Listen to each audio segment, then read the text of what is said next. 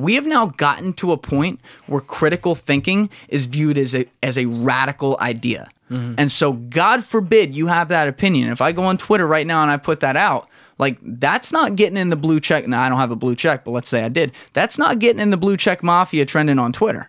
That's getting shut down because it doesn't match exactly how it's supposed to be. So we have taken away critical thinking and replaced it with, oh, this is the line of thought, stay to it. That's it. It's 1984. I don't like to be put in a box if I want to have a conversation about it and you say this shouldn't even be a matter of conversation. It's like, what? We can't talk about this? You're already going to put me in a box and say, like, if you're not this, then you're that instead? It's like, when do things get so black and white?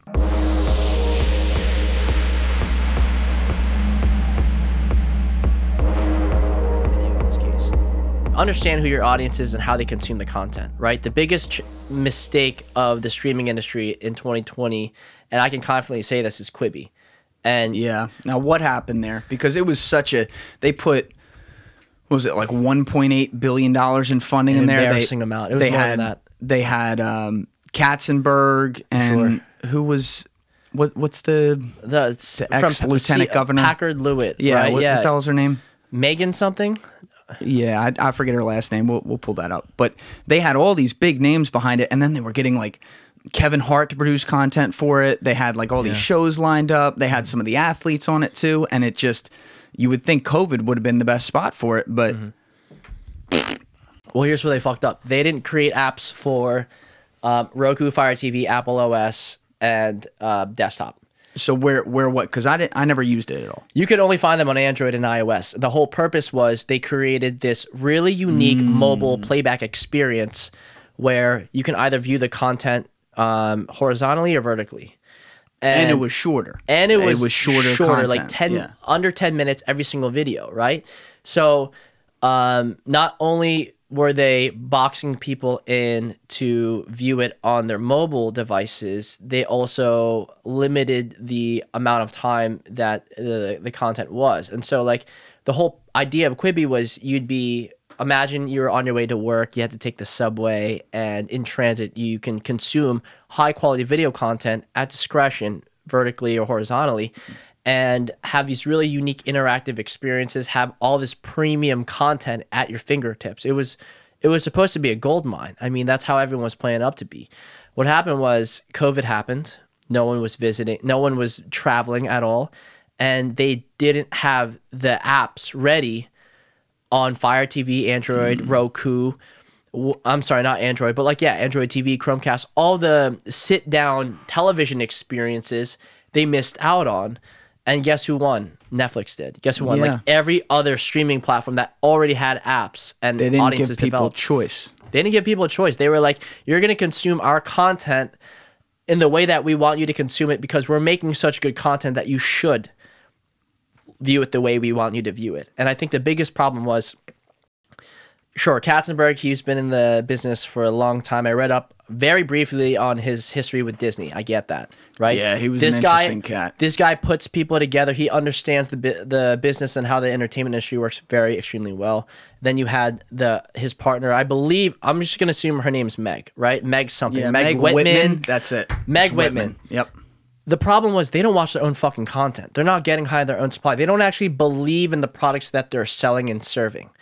And that's a really dangerous thing because if you don't even consume or believe in the content, you just believe that other people will like it, then I just feel like you won't fight hard enough for it. You won't really be an advocate for it.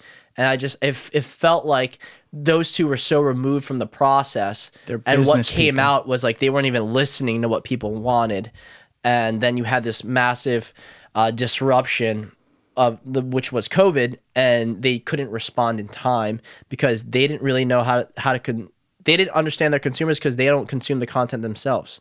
And with anything, Jules, the content that I create, especially nowadays, I watch that shit over and over and over again to make sure that it's a banger every single time. That this is something that you're also in it. Remember though, you're also in it. Sure, I'm also in it, but I believe more in the work that I'm doing with my clients if I fuck with their content. If I really like their content and can appreciate the value in their content and what they're looking to serve. Same thing with my content. Same thing with That's the biggest problem that I observed with Quibi, was that they just had a massive culture difference where the founders, the people that were making the decisions, really didn't understand how young viewers, which was supposed to be their audience, really wanted to consume content and what kind of content they wanted to consume. Now, Whitman, look, they both had very good careers. There's no denying that.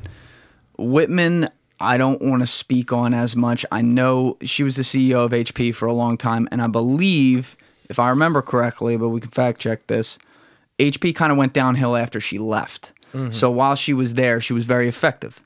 Pure businesswoman, though. Yep. Katzenberg, I know for a fact, pure business guy. Yep. You know, you look at when Pixar went to launch and Disney was trying to make some deals with Pixar. He was involved in that at the beginning, and then I think he got fired from Disney, or there was some kind of like not amicable parting, and that's when Bob Iger came in.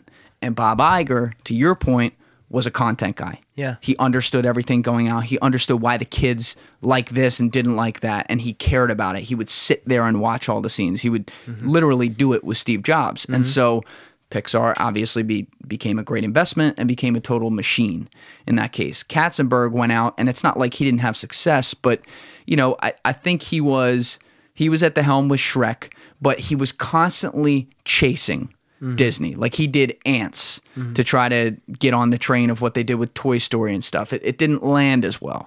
And it was because, yes, he had an understanding of what people would go for. He could read the data, he could get it, but he wasn't, to your point, ingrained in it. He did not really feel it. Yeah, it wasn't his life, it wasn't his world. Exactly. It wasn't like what kept him up at night.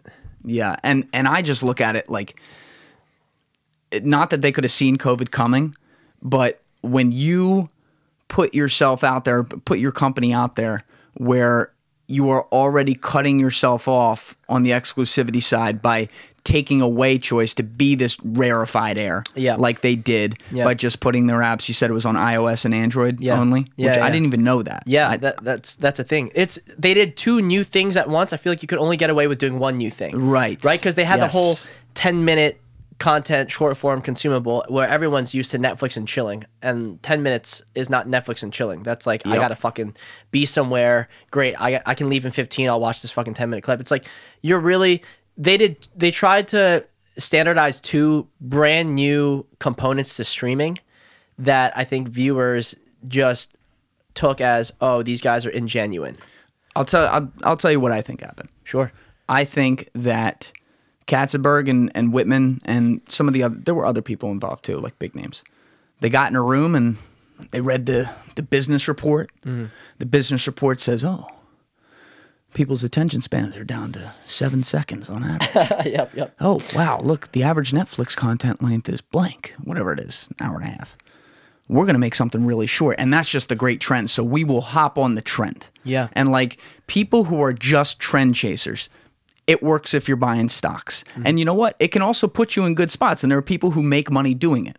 But if you're looking to change an industry or change the game or come in and reset things, you can't just be following data reports on trends. Please, yes. And I love that you brought up stocks too, right? Because my dad is a stock trader, and he really believes in the companies that he invests in. He's not investing based on trends and reports. And you might make the argument that he could be making more money looking at the data and following well, it's a mix. Following a different path, right? So he has a combination of both. And I think I feel like the oversight of Quibi was exactly that. They just looked at the data and they didn't really understand mid-form clips and the effectiveness of mid-form clips. When you say mid-form clips, I just want to keep this open. So what kind of length are you talking? So when I refer to mid-form clips, I'm referring to 5 to 10 minutes of content, whereas short form might be under a minute. There's a little gray area between like a minute to 5 minutes. But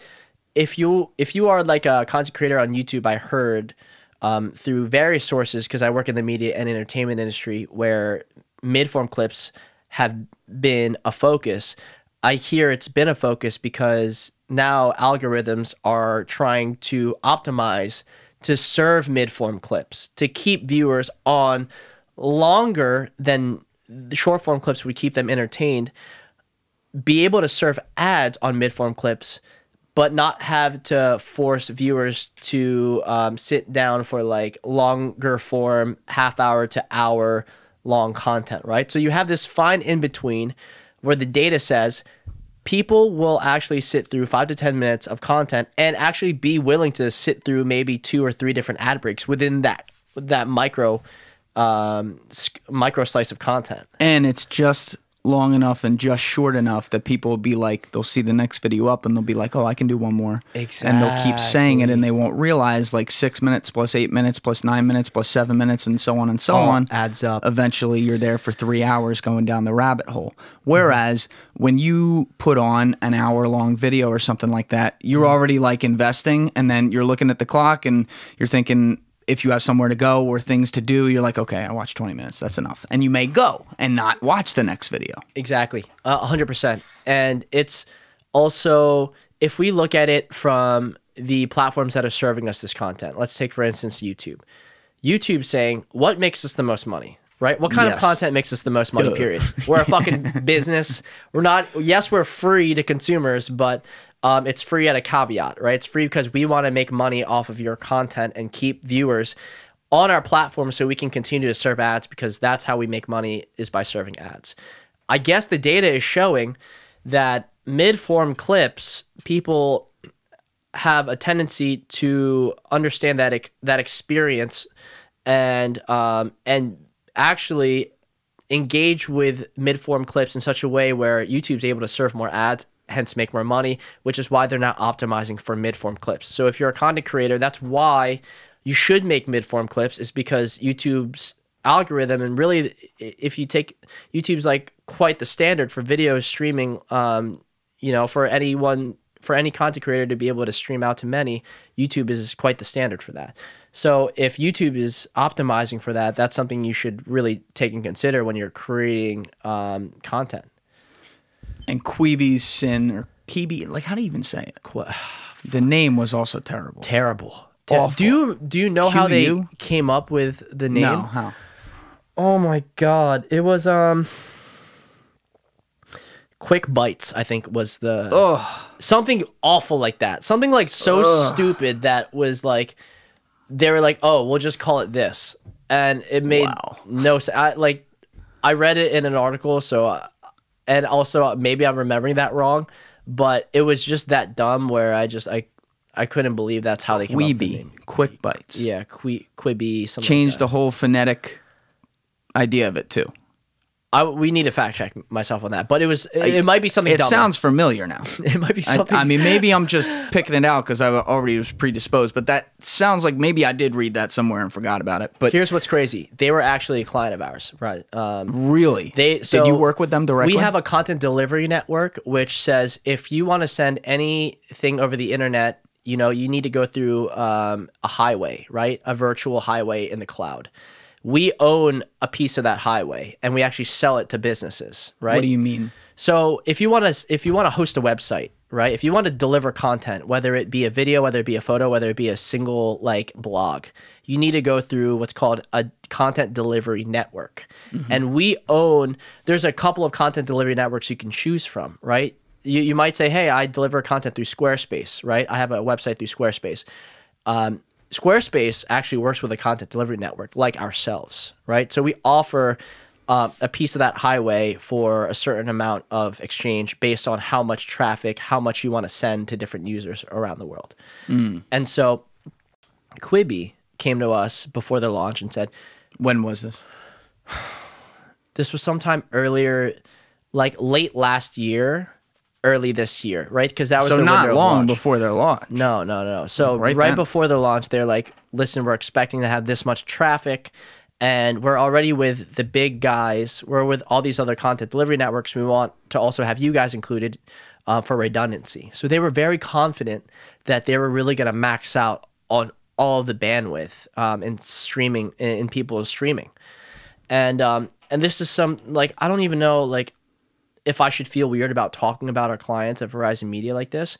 But I really don't, because I think if I can be critical about the clients that really fuck up and drop the ball, that means that if I'm giving my actual like recommendations and accommodations for the clients that I do believe that are doing the right thing, then that should hold some weight, right? I'm not afraid what not to do. fucking be critical. Yeah. I'm not here sipping the Kool-Aid saying every client is doing amazing. I'm here saying some clients are doing better than others, and here's why. And I think, again, what Quibi really, where they really dropped the ball was they tried to do too much innovation too quickly, and then COVID hit, and they weren't ready because, again, no one could find them. You didn't even know. No. It was I remember there was a lot of hoopla around it. Like, you would see stories on it all the time because whenever you get the names, like, there's going to be stories on it. And I remember thinking right away the name was stupid and just kind of like paying attention to it on the side and thinking, okay, Mitch might be dealing with this because, you know, I was always kind of making that connotation right there. But when they went to launch, it worked out. Like, I remember in February, they're like, all right, we're launching. And it was like a week later or something like that. And then COVID lined up. And I don't know, maybe it was like 2 weeks into COVID, I was thinking, oh, that Quibi thing launched. Like, they must be doing great. And I go in and it's a funeral. Like, you typed it into Twitter and it was like R.I.P. Quibi or like the failure of Quibi. I mean, the things, it was on like the national trends too. Yeah. For like 3-4 straight days at one point. And I read some stories where they were talking to some of the investors in it, and obviously like Whitman and Katzenberg, and they were at a loss because, again, they just followed the data and they thought that was enough. And so you talk about this mid-form, and you're 100% correct. The data says, hey, people are willing to sit there and consume that because it's not too long but not too short. And it's different than when they're just scrolling through their Instagram feed and seeing the 30-second. Or on TikTok. Exactly. But then they know that it's one-dimensional. It's like niching yourself out. They were so focused on a niche and saying, oh my God, that's where the attention is. We'll just go there and that'll be our value prop. Yeah. But they left people without choice. And this is a little bit of a, you can run into paradoxes here. Can you say paradoxes? Like, is that how you say it, plural? Yeah, paradoxes. It's not like paradise. Paradox. I don't think I've ever said like paradoxes. Geese. I always say paradox. Either way. But you can run into this problem because there is also the aspect that choice is not good for the customer on some things. Sure. Like, you look at some of these... Steve Jobs. Look at Apple. Couldn't have said it any better. Yeah. You know, he walked in there in 97 when he came back to the company, and there were 78 products. And he took meetings for a week, and then he said, cancel all the meetings. Fuck it. 4 products now. And people are like, oh my God, the customer's not going to have choice. What are we going to do? We're going to fail. The company's already failing. Now we're done. Everyone's looking for jobs. And he goes, no. The customer doesn't want a choice on this. They want to know, they want to come to our website or walk into our store and know exactly what we offer and not be overwhelmed with all these different decisions. And it was brilliant. The difference here, I think, is that they were not only going into a niche of saying, hey, we're going to do video content only right away. They then took that to a niche of we are going to length it out. And it's also not a physical or tangible product. It's something that you consume in bites, whether it be long form or short form. You're consuming entertainment as like, okay, well, this is my escape. And so they came in and said, all right, we're going to go in the niche of the niche of the niche. And then people went, okay, well, why should we adopt this when we can go to YouTube and we can look up 1-minute videos and we can look up 4-hour videos? Yeah. What's the point? And I want to say that me specifically, I'm not hating on innovation. I love when a client comes in and says, we want to do this and here's how we're going to be different. And I say to myself, that's amazing. I can't wait to see if that will actually work, right? So with Quibi, that was like the whole conversation and topic around it for quite some time was, is this thing really going to work, right? All the things that we were hearing, okay, now they're not going to build on other apps. They're only going to be a mobile experience. Oh, they've created this really amazing player that's top of the line. No other company like Netflix, Hulu, Rogan can offer this sort of experience with the way that they were allowing consumers to experience their content. But then you also ran into the problem of, like you said, what is stopping us from just going to YouTube? What is stopping us from just going to IGTV or TikTok and going to any one of their many competitors? I mean, this thing was just way too innovative, and there was just too much other sources of content that were basically providing, I would say, a similar experience of mid-form content without having to be boxed in, without having to subscribe. I think that's just where the viewers on those platforms just continue to view and consume on those platforms. They weren't incentivized to make the switch necessarily. Well, I actually have a question based on what you just got at right there on the front end of that answer. You deal with enormous companies. We've covered that ad nauseum at this point, and you've been at Verizon for a while, and you're high up, and you're a big swinging dick over there. I'll say it for the guy. He's not going to say it. He's humble, but he is. And when you have these big guys come in and you're dealing with their CTO, and then a lot of times you deal literally with the CEO, which I think is crazy on some stuff, but it's really cool. Yeah. How do you have that conversation where a great big company with, $1 billion market cap comes in and the idea sucks? And you could sit there and say customer's always right and say, let's run with this. Let's see what's what. I like where your head's at. Or you could say, hey, this idea sucks. How do you, but that's risky. How do you have that conversation? Jules, if a client says they have $1 billion, whatever the fuck they say after is they're going to hear yes from me. Of course. They're going to hear it immediately. I mean, all the sales guys in the room and women in the room are going to be like, oh my God, this motherfucker just said the magic number. If you ever talk about numbers, period, everyone's just going to be like, okay, now we're listening, now we're engaged, now we're intent, now you have my attention. I think the consultative aspect to what I do comes from years of experience and having seen what has worked and what hasn't worked with other clients and customers that are either similar in the stature in terms of how much money they have to invest or similar in the nature in which they want to serve video. And based on all of that experience, plus the experience of all the incredible people that I work with at Verizon Media, I'm able to tell the customer, okay, this is historically either worked, failed, this is how you should do it, this is what you should think about, here's what other people are thinking about. And this is where... so you can say it with... I want to make sure I'm understanding right. Sure. You can say it without saying it. So this is where you point out, like, okay, well, yes. I'm talking about a former client right now, but I like to be able to show, like, okay, this didn't work. Yeah, 100%. Right? So you run into that a lot where people, the idea they come up with, you've seen before. Yes, and sometimes, they are innovative ideas, so I'm very, transparent with that. But the way I'm incentivized is, since I'm incentivized at a team capacity, if my team wins, then I win. So I'm not necessarily looking to just say yes to everything that the client says. In fact, a lot of times I like to say no, just because it really can't be done, or prove me wrong, right? And the whole purpose of what I do is that this isn't a thing that you just set up shop right away, right? Quibi didn't happen overnight. And so these sort of build outs and developments of these strategies for video, even the biggest customers that you can think of today, think like tier 1 content providers, right? Maybe they're not in video yet. Maybe they've historically lived in radio space. They're trying to convert into video. They are fucking as clueless and as disengaged and sort of dismembered as a tier 1, as a startup with new funding. There's no difference, yeah. There is no difference. And so I'm thinking to myself here, it's a culture thing. Yeah, how do I instill what I've learned from being in this culture for this long for a client to be a value that's so unique and so non-salesy? Because at the end of the day, I just simply want your business to work no matter what. If you're not making money, period, then it's like we have no there's no discussion here. I can't be of value unless I make you money. That's kind of at the end of the day what it is. And so if I honestly in my head can't think of a way to do that, then I say, listen, it's not the best fit. I wish someone, again, when Quibi came in and said, we have $1 billion to spend, no one is fucking saying no at our company. We would never turn down a paying client. That's not, and by the way, that's not what I was saying, because I didn't ask that right. You're not saying no, like, yeah, fuck you and your money, get out of here. I'm saying, like, when the idea comes in and it's like, okay, well, we know that doesn't work. Well, I tell them it's wrong. Yes. And you've kind of answered that. Because it sounded, if people were listening, it sounded like you were contradicting yourself for a minute. I understood, though, because I asked the question badly.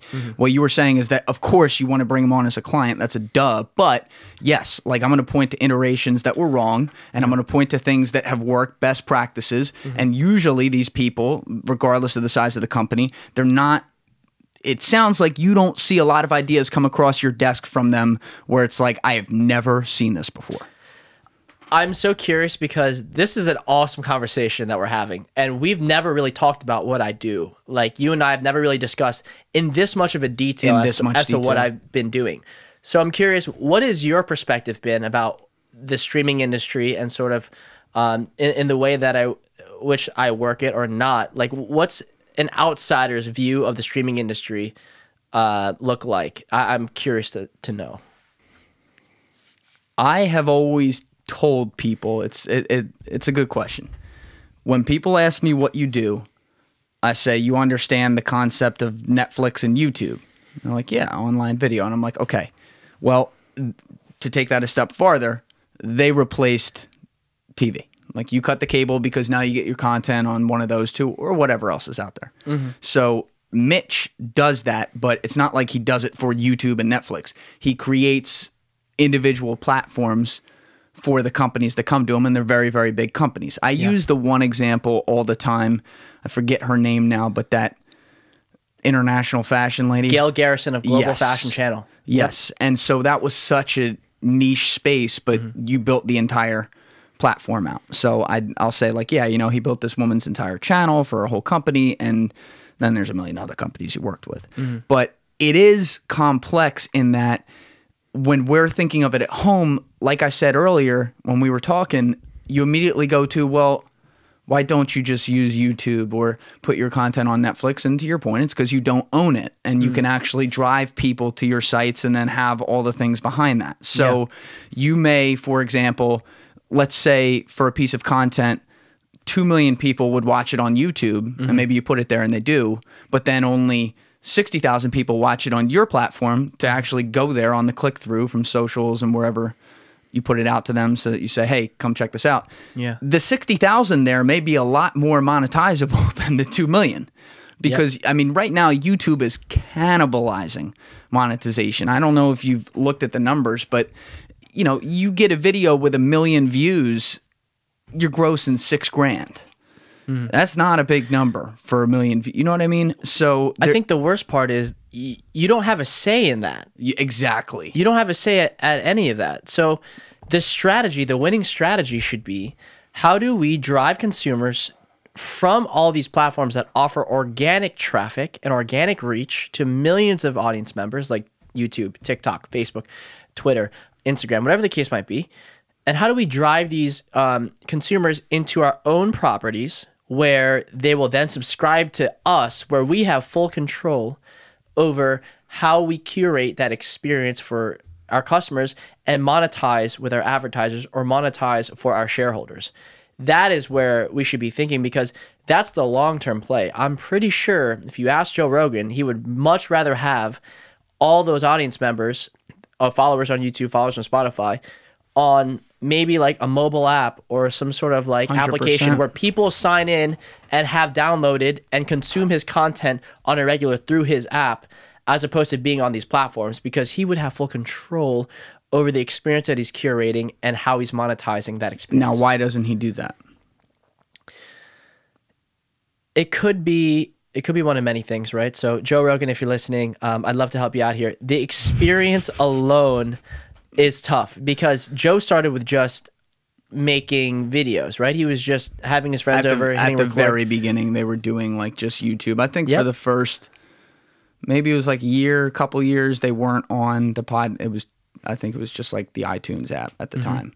And they weren't on the audio only platform. So yeah. And these platforms, again, help grow the fan base, and that's important in the beginning. What starts to happen though is that these platforms as you gain leverage on this platform, the platform gains leverage over you.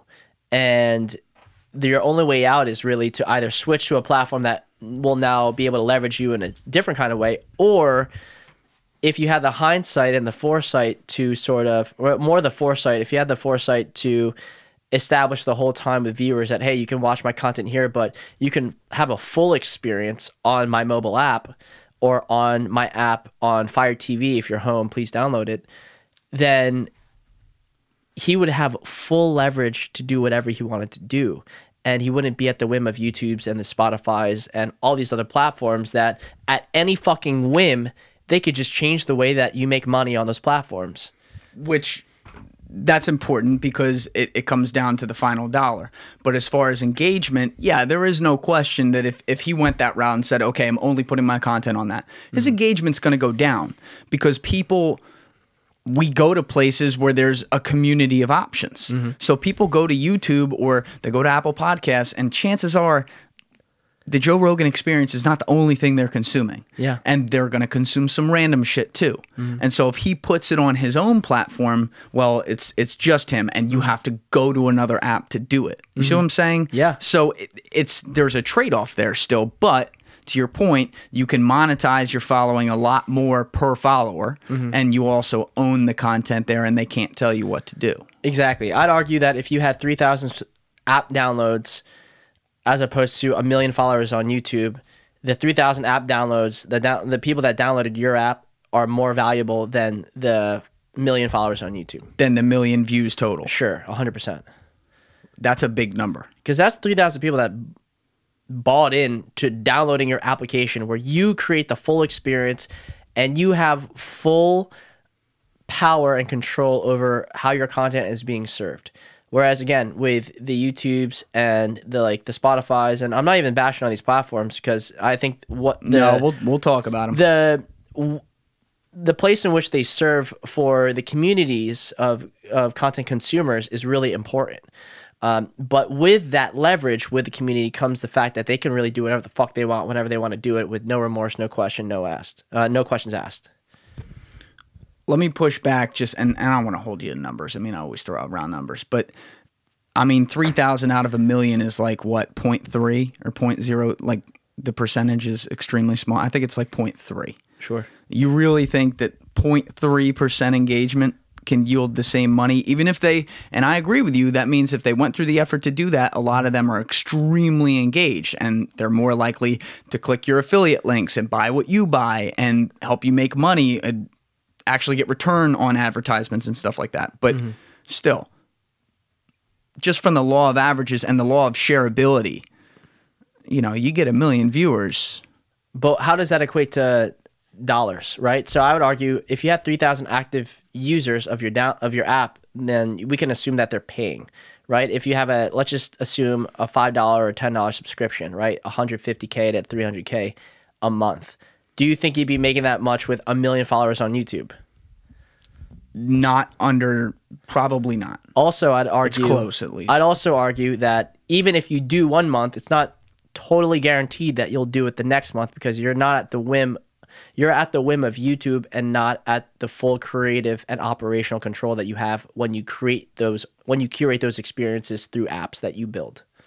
Well, you also keep on saying like at the whim of these apps, and it's so relevant now because, and you and I were talking about this the other day, and I thought the point you raised was so fucking spot on, but we have never had a world where major companies like this can control how we think and what we think and when, and also curate what that is, not just by putting the things we're most likely to consume based on what we last consumed, but also deciding what goes and what doesn't. And recently, you brought up the Joe Rogan example. Let's stay with that. There was a question when he went to Spotify, and it's still an open question. It has not been addressed. But, this is a guy who's done, I think it was like a total between the MMA show and the regular show was near 1,700 episodes over an 11-year period before moving to Spotify exclusively on September 1st. But when he moved over, 45 videos or episodes didn't not move with him. Yeah. And don't get me wrong, some of those people were a little nutty and crazy. That's true. Sure. But this is a guy who has built his brand, to use our favorite little word right there, on speaking to people from every walk of life. And even when you go to the political aisle, literally, like here and everything in between.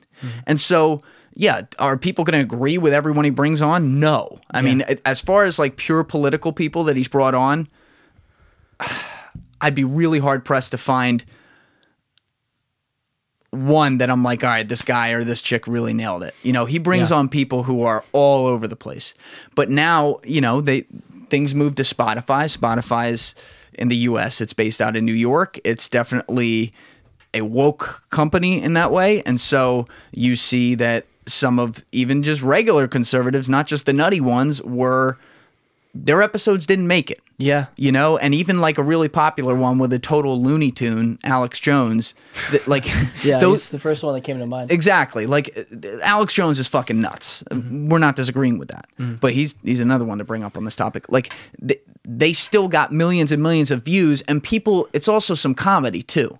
People laugh their ass off when that guy talks. He's a funny dude. And I think personally, if you have a platform, and especially if you're going to have a guest on that platform, as long as you're not being extremely negative and putting negative thoughts and vibes out into the atmosphere that can totally incite followers and audience viewers to like to think negatively, react negatively, and do negative shit, and or like propagate actually a really commit terrible a crime and idea. incite. Totally, 100%. That's fucked up. Yes. Right. And so I can see the argument that one can make where it's like, okay, you know, Joe Rogan had Alex Jones on his show and he didn't put his feet to the fire on a lot of the ideas that are really incendiary. Sure. I can see that that could be the case where, you know, you might say in that argument that, you know, Joe Rogan's actually helping him propagate those ideas, whatever the case might be. Right. I didn't personally see the episode of Alex Jones. I saw a little bit of it. It's fucking nuts. Maybe I should go watch it, but There's two.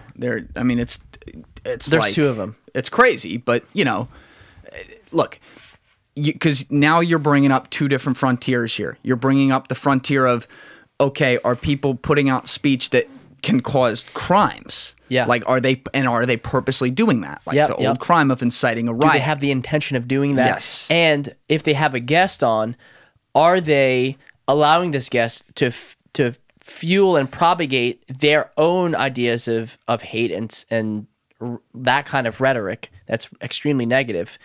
Because you have an accountability as a moderator and as a host to make sure that those ideas and that individual is tested to the same degree. At least in my personal opinion, I think if you make content, and that's where I would consider one realm of making content and producing content in a sort of like righteous way. I would say another piece of the whole content thing, back to Joe Rogan, is that you can't please everybody. When you make content, you shouldn't try to please everyone because you're never going to please everybody. We had a clip that went viral on TikTok, and it was literally Tim. It was my roommate, my cousin, and my co-founder, Tim, talking about how one of the worst investments to make right out of college is buying a brand new car. You should buy a used car instead. And I shit you not, the comments, there are 600 comments in this one TikTok video alone. And people are going back and forth with each other saying, that's bullshit. Actually buying a brand new car is like totally great investment if it's a Wrangler. Everyone has different opinions around a topic that is seemingly pretty standard. All right? Nothing controversial about Nothing it totally whatsoever. controversial, and yet you have a massively engaged like conversation happening that is from so many different sides and so many different interpretations. So my point is, when you make content, yes, think about the first thing where you're making content in a responsible way, but also think about the fact that not everyone's going to fuck with your content, and that's okay. If people are ready to hate it, that means people are ready to love it too. Right. And this is the second frontier. The first frontier is like, are you actually trying to commit a crime or have other people commit crimes? That's a little bit of a different story. But where you are putting out ideas that not everyone might agree with, that's the danger, because you see that. And now recently we saw it with the New York Post. You know, they do a story every single day on Trump's family and Trump and like shit he did. The New York Times, when they got his tax returns, you know, they put it out there and it was trending for like 3 weeks, but they got it obviously not legally because it was not granted to them by him or someone who has control over it. And that was never a problem. But then the minute the New York Post puts out a story that seems, and I'm still reviewing it because who the fuck knows these days, but there are aspects of it that certainly seem newsworthy and potentially legit about Joe Biden and his son Hunter and some of their dealings overseas and quid pro quo kind of stuff. it gets censored. And you have Twitter come in and say, well, it violated what happened was on Twitter, if you wanted to share that story, it would block you from tweeting. And they said, well, it violated our policies, and they directed people to these policies, but they violated that with all these things, all these reports that happen on Trump all the time. And I look at it and I say to myself, because I love studying the politics of things now, and I'm pretty disgusted with where we're at, but I love trying to figure out like who's going to win and why. And I look at these trends and I'm going, once again, you have these platforms taking power over something and clearly being biased in one direction, and you're risking, like, Trump could win because so many people recognize that and go, oh, fuck, no. Like, that's bullshit. I love that you brought that up. I mean, it's for the same reason that now I don't go on the politics subreddit anymore, because they show that Reddit in and of itself has showed their hand that they are extremely left-leaning, and they will try to shut down Donald Trump supporters at every fucking turn. And it's really disgusting to see that places where I believe free speech is condoned and is propagated as one of the biggest value propositions to use the platform is you have freedom of speech. These platforms actually control our freedom of speech, right? They actually dictate which speech is free and which speech is silenced. And I think that's a really scary place that we're in right now. I couldn't agree with you more. And it's not to say I'm either left-leaning or right-leaning. It is to say that I think that, again, short of that first thing that we talked about where if you're making content responsibly, right? Short of making content responsibly, you're not making it to create incendiary effects. You should be able to say whatever the fuck it is that you want to say. You should be able to engage with people however you want to engage with. That's a whole value proposition of living in America, right? That's our fucking freedom of speech is one of the most quoted and probably one of the only rights that I know as a citizen that I truly understand. And I think it's a really scary place when we start to look at these companies and say, hey, they should be dictating our freedom of speech. They should be taking down this and that and the third. It's like, now we're really getting into some territory where we're relinquishing control to these big companies, and we actually want to relinquish control to these companies. You're getting into the point of intentionality. These companies are deciding what intent is. So they see something and they call it hate speech, or they call it politically driven that violates our policies. So, you know, in the New York Post example, so you can't share that. Who are you to be the judge? Now let me take their side for a minute. Actually, we keep on coming to it, but I guess like Joe Rogan is so relevant in this conversation for so many reasons. But there was a great example about a year and a half ago. He had on Jack Dorsey, the founder of Twitter and also CEO of Square. And it was a great conversation if you listen to it. He gets into how Jack Dorsey concepted Twitter, like what the thought was, how he runs the company, whatever. There was an enormous backlash after that episode online from a lot of Joe Rogan's listeners who were screaming at him because they said, how could you not ask him about censorship and about their left-wing bias and yada, yada, yada. And so one of the guys who called up Joe personally, a friend of his, this guy Tim Pool, who is bills himself as a centrist reporter, but he's like a guerrilla reporter. He calls up Joe freaking out, speaking for the people. So Joe brings on Tim Pool for an episode after that, where for 3 hours he's just like, you need to ask this. This is what Twitter does, yada, yada, yada. And then Joe says, well, why don't I reach out to Jack and see if he'll come on here and have a debate about this? Yeah. And to Jack's credit, he reached out and he said yes right away. And Jack brought, if you never saw this, it's must-see TV. But Jack brought in, I forget her name, but it was like their global head of legal or something like that. Like some weird title. But she handled like how Twitter projects itself around the world and what goes and what doesn't. And Tim Pool sitting across from them, it was basically this very tense debate for over 3 hours. And where I take their side and say I feel bad for them is that they didn't ask for this. Okay? When they started this company, Jack started the company with the idea that like, hey, let's just take the concept of a group text, but you can send it out to the world. And maybe if the world fucks with it, they'll look at it. Yeah. They didn't know that they were literally going to have the ability to control thought and patterns and how people latch on to an idea or a set of ideas and then get caught in these echo chambers based on what the algorithms push them. They didn't realize that. But they're at the helm of it. And it's been a while since you've had that realization that, ooh, well, shit, we kind of control how things work here. I mean, look, Trump got into office because of how he tweets. It's a big part of what he did. And I know, obviously, they don't like him too much, so they're like, well, shit, he used our platform to do that. So I get it. It's a very dense burden.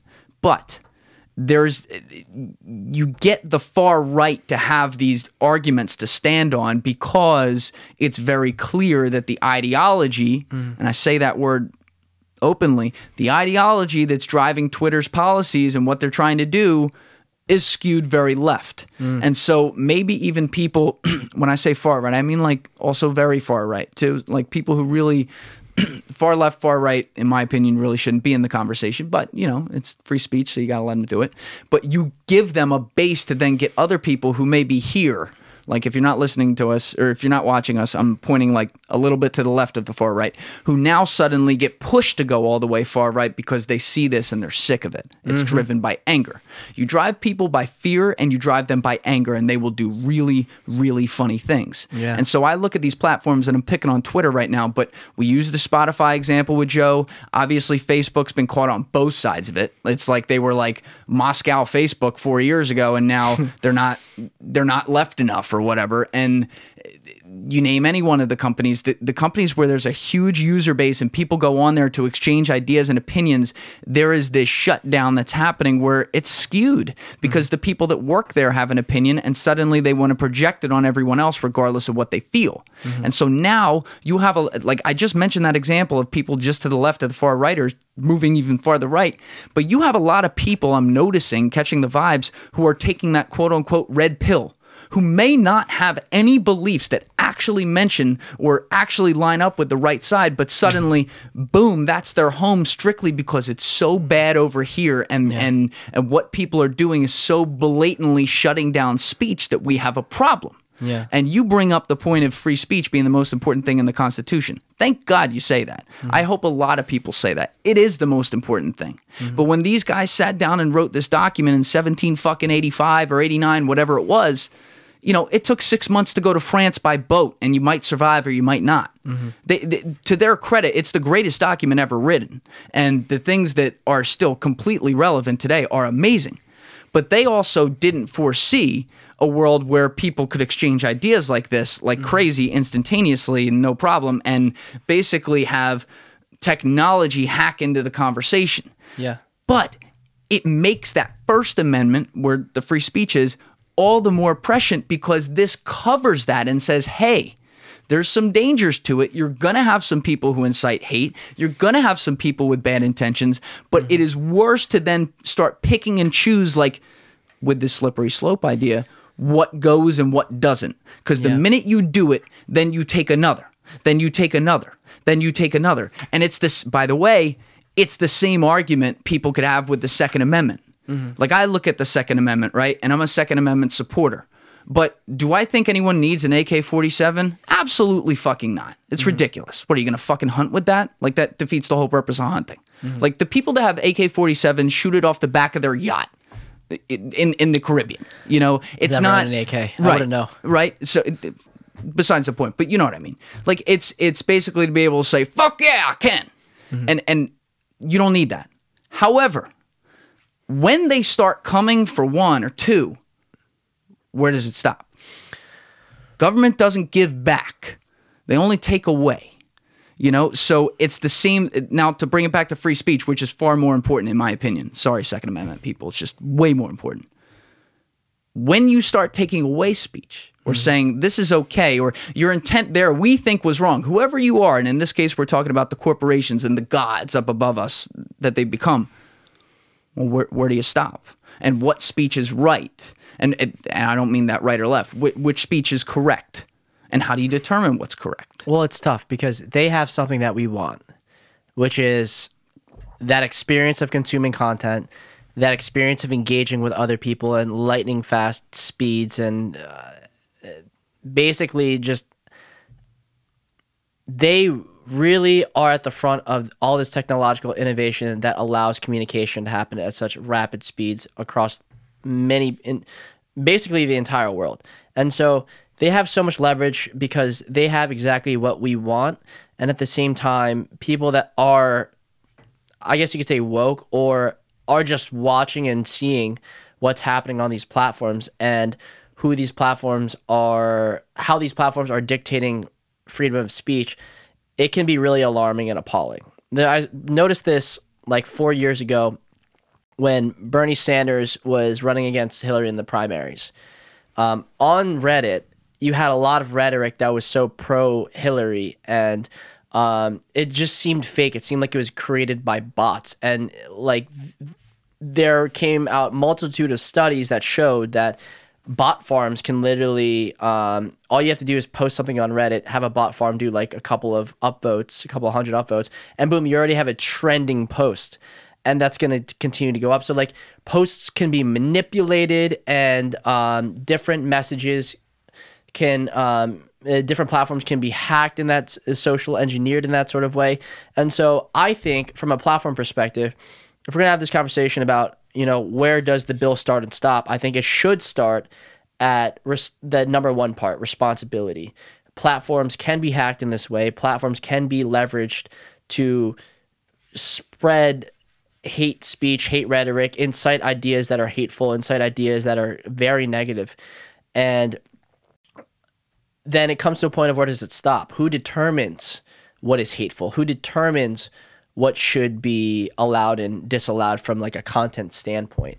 And I actually don't have the answer to this. I don't know where the medium lies. You know, I simply, my medium is, I don't want people to be incited to do things like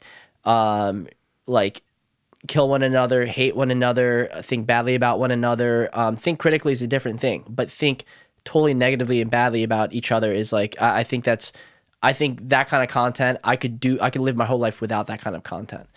And yeah, it just becomes, where does the bill stop? I don't have the answer to that. And it's really interesting to hear that Twitter didn't have the foresight that they would be in this position. Because when I talked with the founder of Yik Yak, which I don't know if you ever downloaded the Yik Yak app. remember Yik Yak well. I used to fucking kill it on Yik Yak, right? So Rutgers Yik Yak, I had it on lock. If anyone that's listening doesn't know what Yik Yak is, it's a random... You want a Yik Yak story on this? Yeah. About my Yik Yak story? Sure, if you have a Yik Yak story. So senior year, Yik Yak was like blowing up, and I lived with like 5 guys, and 4 of them were on the football team, so they were in season. So we had a little baby pit bull Rottweiler. Like the thing was like, Lou, I think, was like 10 weeks old. So he was little, and basically for the first semester, me and my one buddy kind of raised the dog while the others were working their 60-hour-a-week job as a college football player. And so one Friday, like in September, I was like, all right, let's see how he does, because he wouldn't walk for that long. So I take him outside, and he starts pulling me. I'm like, okay, it's a really nice day. We'll walk up towards campus. So he's pulling me up towards campus, and people are coming up to me left and right, and they're like starting to smile, like, oh, cute dog. Then they look up at me, they like kind of double take, and they would like frown or like make a weird face, then like kind of walk away. I'm like, what the fuck? Like, do I smell? Like, what's the deal here? And so I go all the way up campus, keeps on happening, come all the way down campus, and by the time I get home, I'm like, that was bizarre. I mean, Lou just went 45 minutes, but everyone was like kind of weird. Like they'd start petting him and then leave. I go upstairs, I hit the Yik Yak. And you're going to give the context to Yik Yak, but there's a Yik Yak going, all right, so is it just me, or is there a guy in a Michael Vick jersey walking a baby pit bull on campus right now? And I was like, I looked down, I'm like, what? Oh no. That is fucking hilarious. That was Yik Yak for you. It had like 10,000 upvotes or whatever it was, but give the full context to Yik Yak, because I like that you brought this up. So that's kind of what I was alluding to, right? Where you really have no power over what is being said and what people can gravitate towards. And a lot of scary speech, a lot of scary messages would be written on TikTok. And whether on Yik Yak. On Yik Yak. A lot of these scary, hateful, and sort of like really concerning messages would appear on Yik Yak, and it was totally random. And, you know, users didn't have usernames. You just posted, and geographically, if you're in the area, you could see what they posted. It came into dangerous territory. The founder said that he was unable to solve the challenge of having to be the mediator of all of this content, because that's what it turned out, right? Like if a student said that they wanted to kill themselves, if someone said they wanted to do bodily harm to their partner, if like anyone made any threat at all on the platform, it needs to be addressed. It should be reported to authorities, or it needs to be addressed somehow, some way. They just didn't have the scale at the time to address all of the message boards, all the threads, all the posts. So they ended up shutting down the company because it was becoming a liability.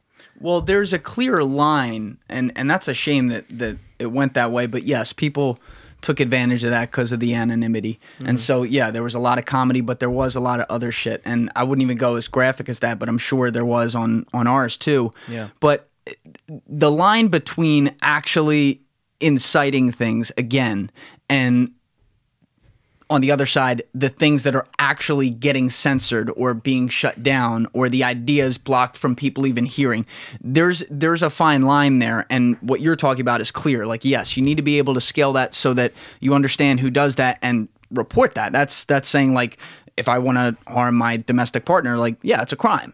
You know? So I am totally in agreement there. But when you bring up people, as an example, we saw with COVID, who have doctors on who may have a different idea about COVID or a different perspective, and it doesn't seem to match, you know, the quote-unquote CDC guideline that comes out, which they very conveniently listen to or don't listen to, it seems like to me. That's another conversation. But when it doesn't do that, they shut it down. And they say, no one can see this. It's like they're deciding, like, okay, you are all too stupid to form an opinion for yourself, that we're going to stop you from watching this or consuming this or viewing this. It's like, bro, there's 7.5 billion people in this world. 5 billion of them are online. The internet is a wide and open place. Yes, these platforms have the most attention, but if people are going to consume stuff, they're going to do it.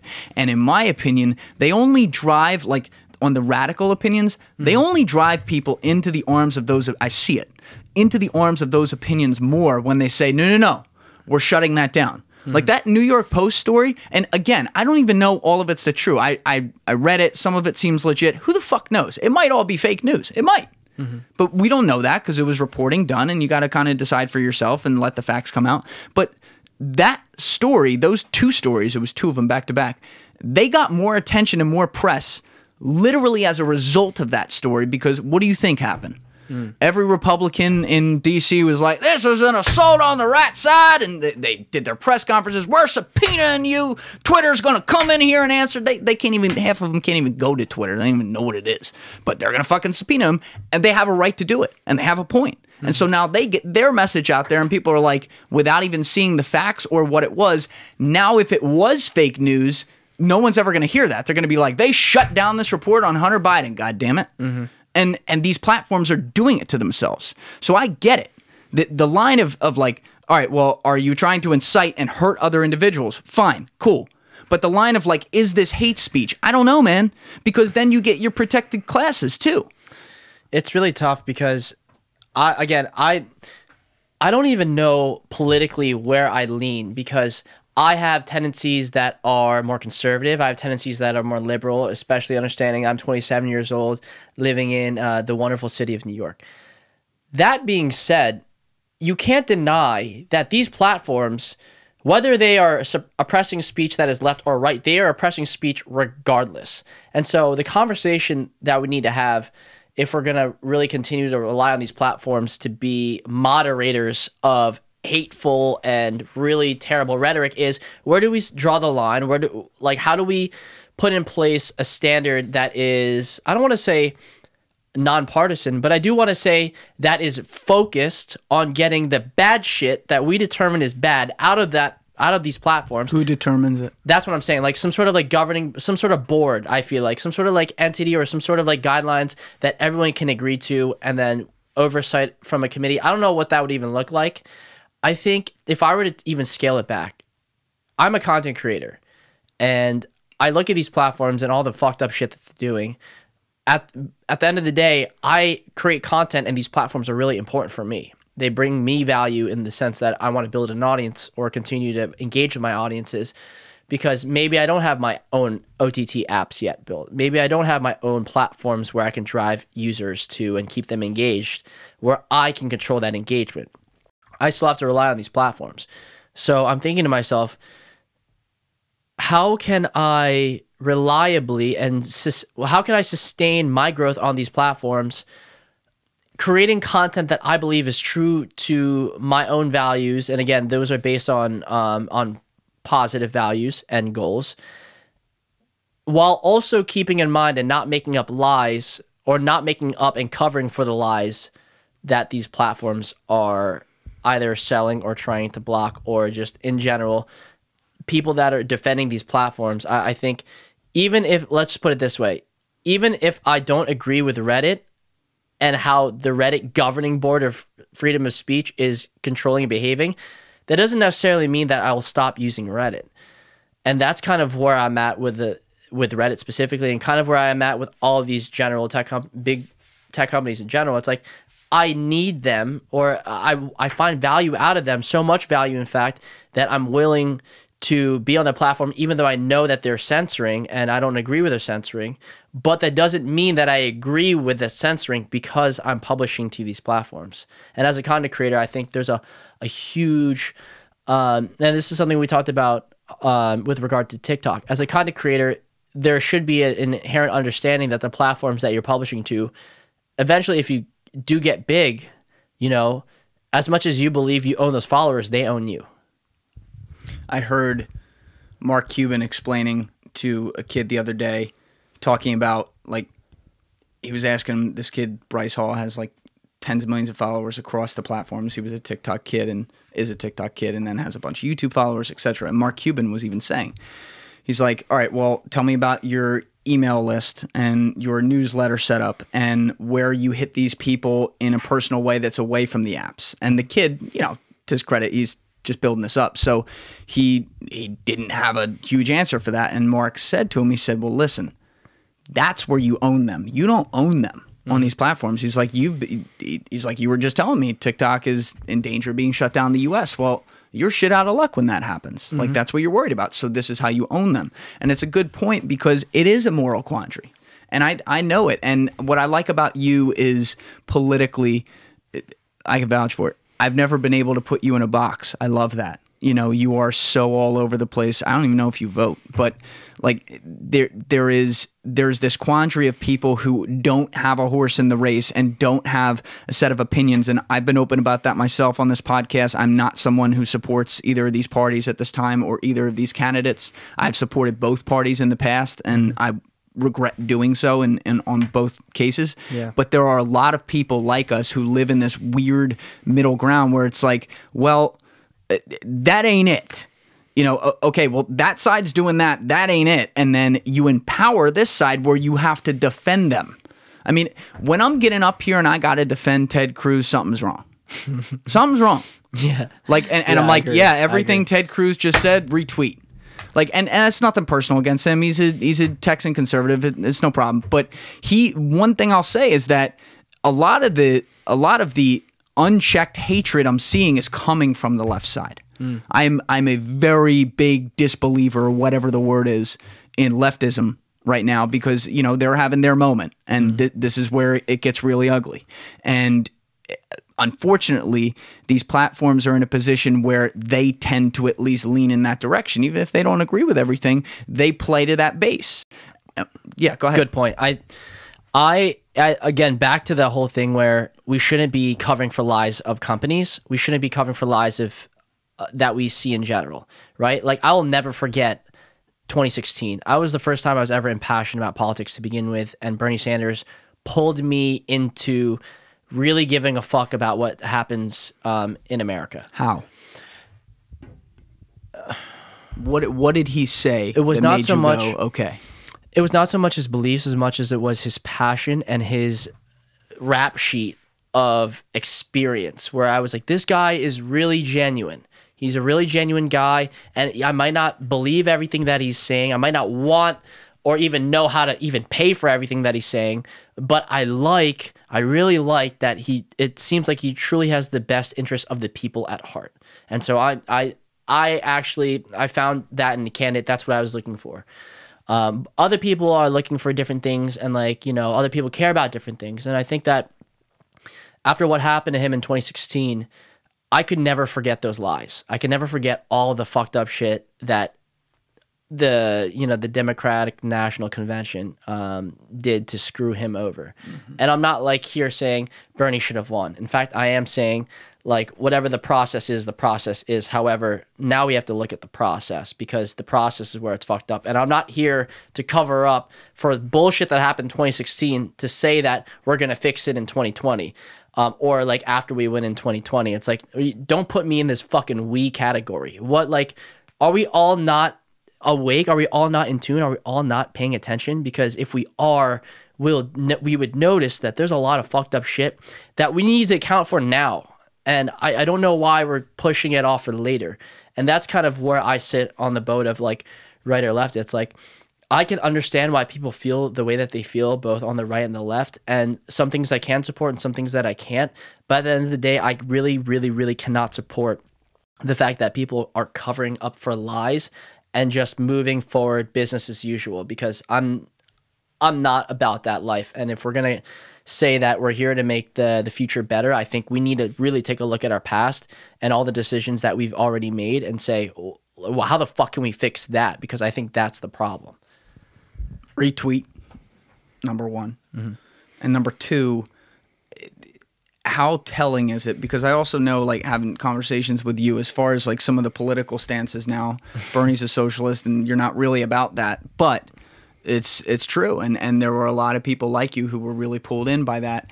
How interesting it is that the thing you led with, and I fully understand this, was that he was a genuine guy, and you knew where he stood on things, and you felt like he identified the problems really well. Yeah. Which, listen, when people look back on the 2015, 2016 election run, there are two people in that election, regardless of whether or not their solutions work or not, who spoke to the people in this country who had problems, and that was Bernie and Trump. It's not even a question.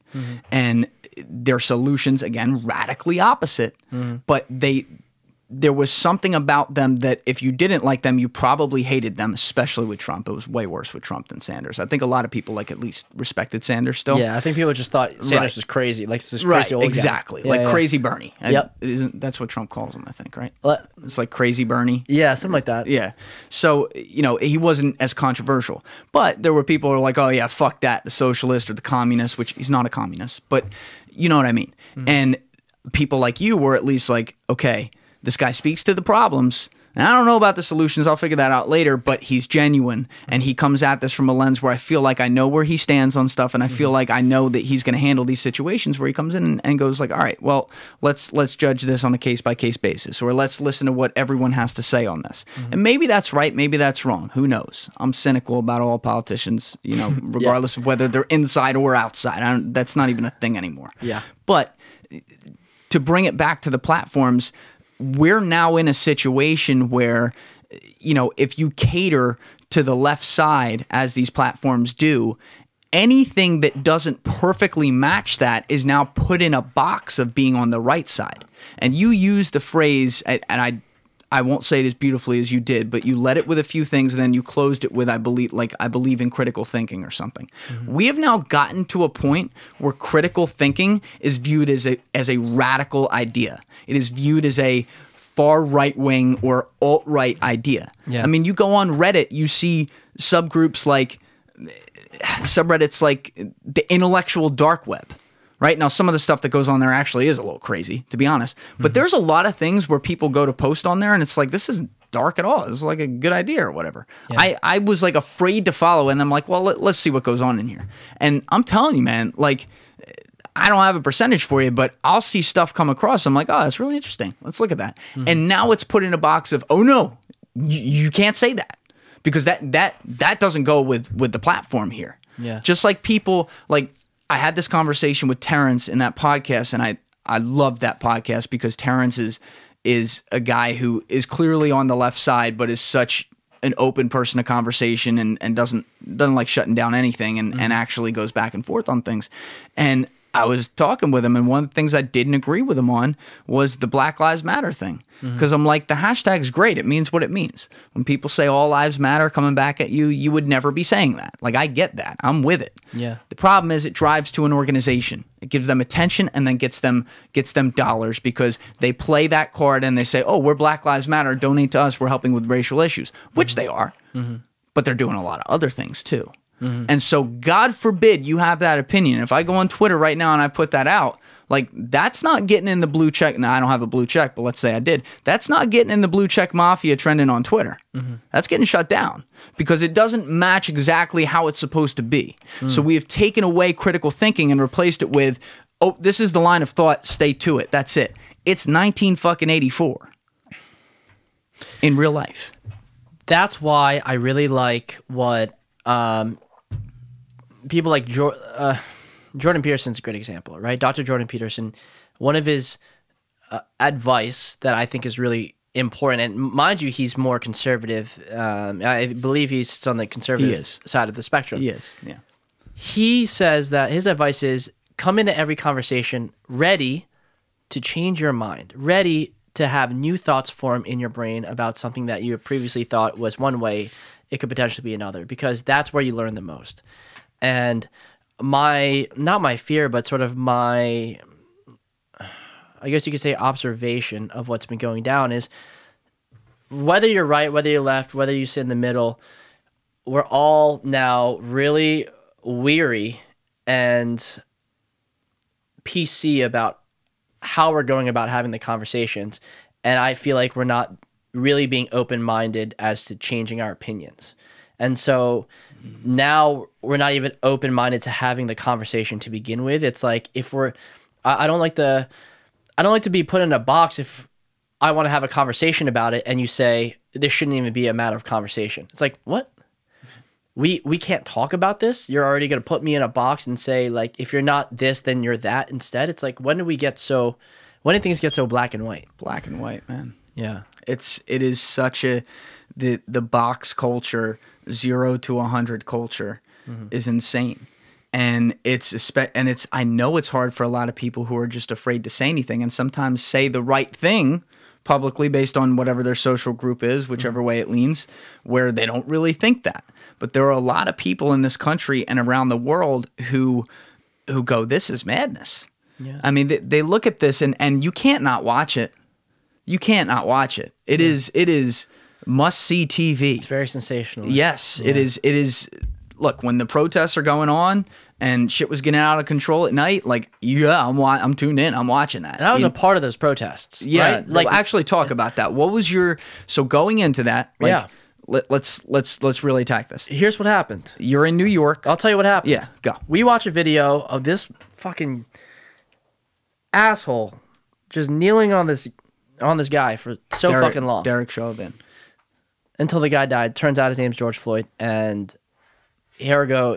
Hence a new era of living in Williamsburg. Of now every single day we're having vigilant, silent protests at the park 3 blocks down the street from me. And we're going out every night, literally chanting, Black Lives Matter and all this stuff. And I think where it got, for me, where it started to take away, where I started to like step away from it a little bit was when the chants and the rhetoric was getting a little bit misleading and misguiding, right? So they would yell, defund the police. And in fact, that's not, in my opinion, a good solution.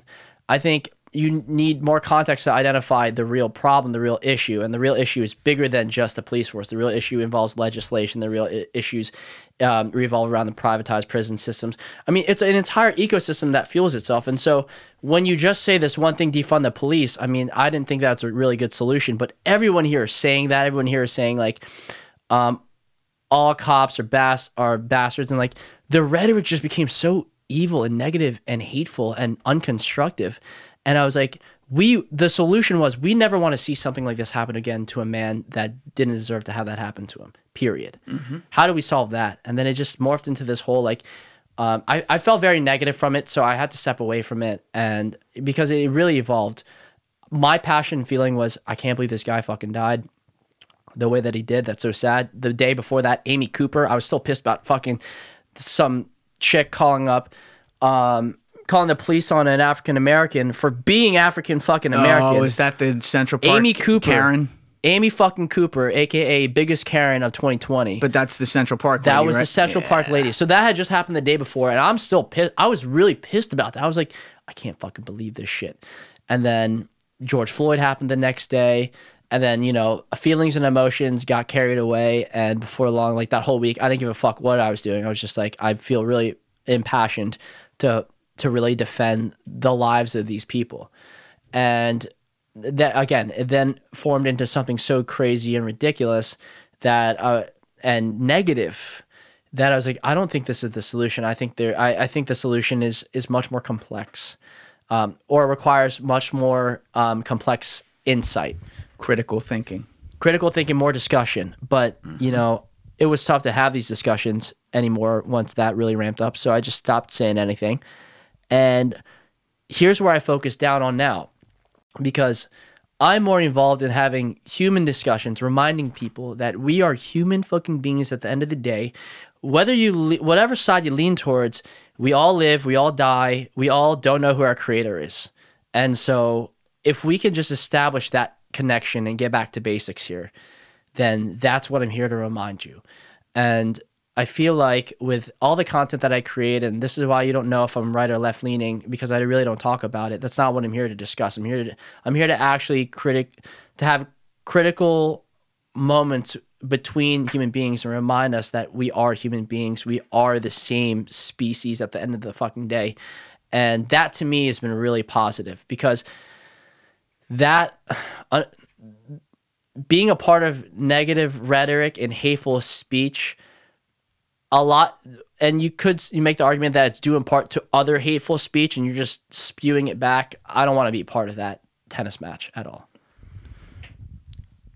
I like how you explained how that happened with Central Park Karen and then Floyd happening the next day. And yeah, especially when we see things on video, especially when it's like sickeningly clear cut like that. And now there's a report, by the way, that Chauvin was sitting on him for longer than 8 minutes. That's been I mean, it is insane when you see that.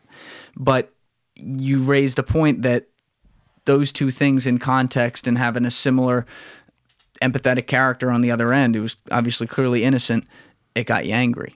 And so the natural thing to do is like, all right, well, I want to support that issue. And you're living right in Williamsburg. It's during COVID. There's nothing fucking to do. I'm being woken up to protests. Yes. They come up and down my fucking block every single morning. I mean, you couldn't escape the feeling, and you couldn't help but feel a part of this entire massive community that was saying this is wrong. Right or left, everyone can agree that what happened was wrong. Yes.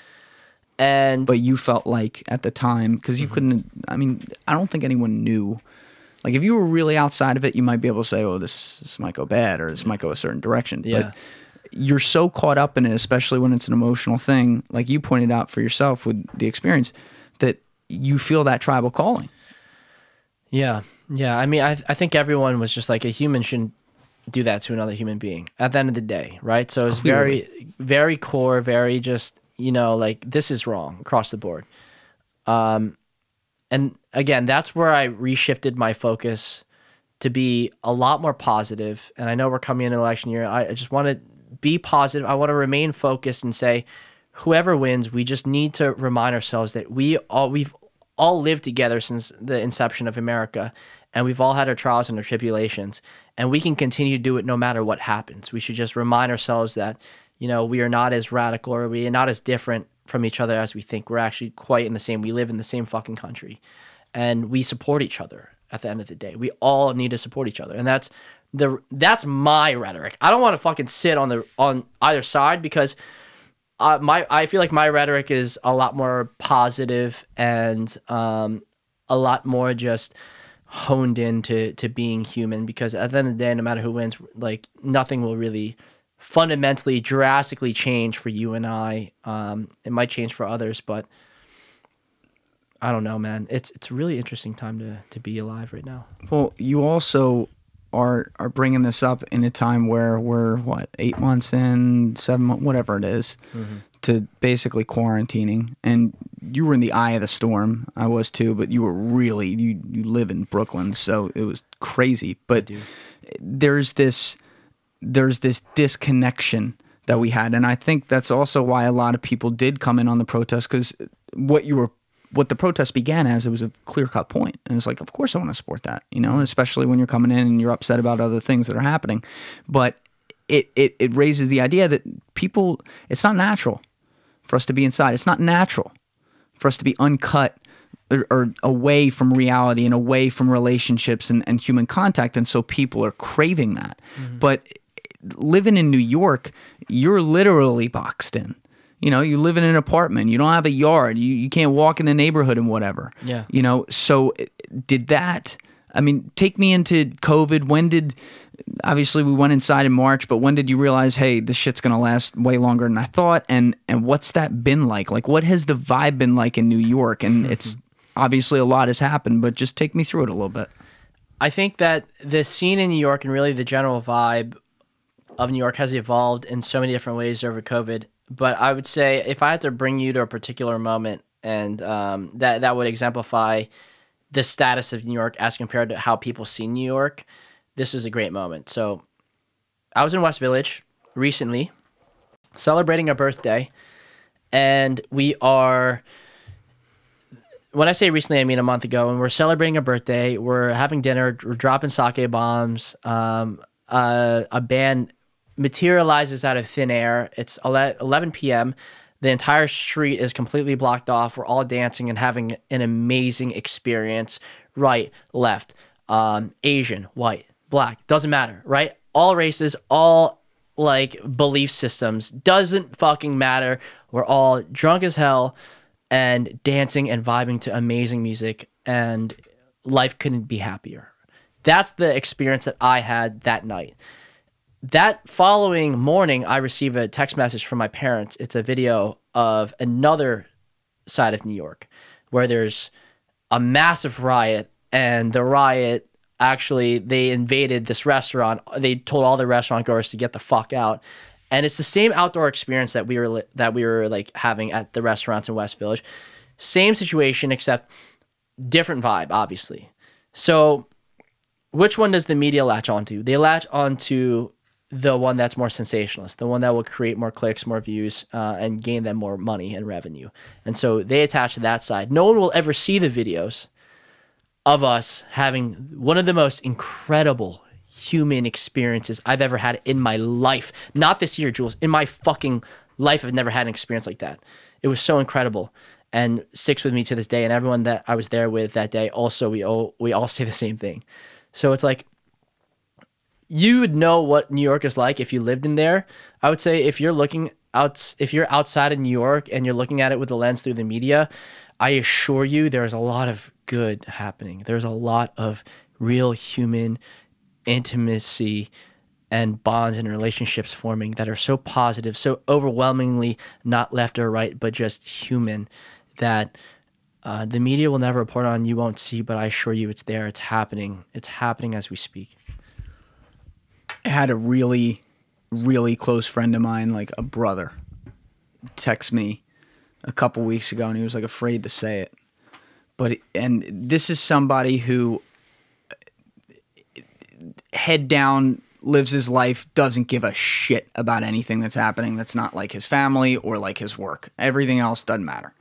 And he texted me saying, you know, man, he was talking about the podcast with me and what episodes he liked, and then maybe an hour later, he's like, I feel like everything I hear is just horrible news all the time. And it's a hard time right now, but like, I'm just looking for the good experiences. I feel like I get them at my restaurant, where he owns a restaurant, and then I'm just brought down right away by all this shit that's apparently happening out there. Yeah. And I realized, if this guy is saying to himself, oh, like, I need some good news in my life, imagine what everyone else is really thinking or saying. And it's such a good point, because you remember the show The Newsroom? You ever watch that Yeah. on HBO? Yeah. Aaron Sorkin. There was, I think it was 2 separate episodes, part 1 and part 2. I could be remembering this wrong, but it was called like tragedy porn. You remember that? What? Explain to me, because I love that show. I just don't recall what happened in that episode. I don't even remember what the plots were in those, but it had to do with the shows about a newsroom. Sensationalism. Like, it had to do with sensationalism and reporting on negativity, whatever the plot line was. I don't remember.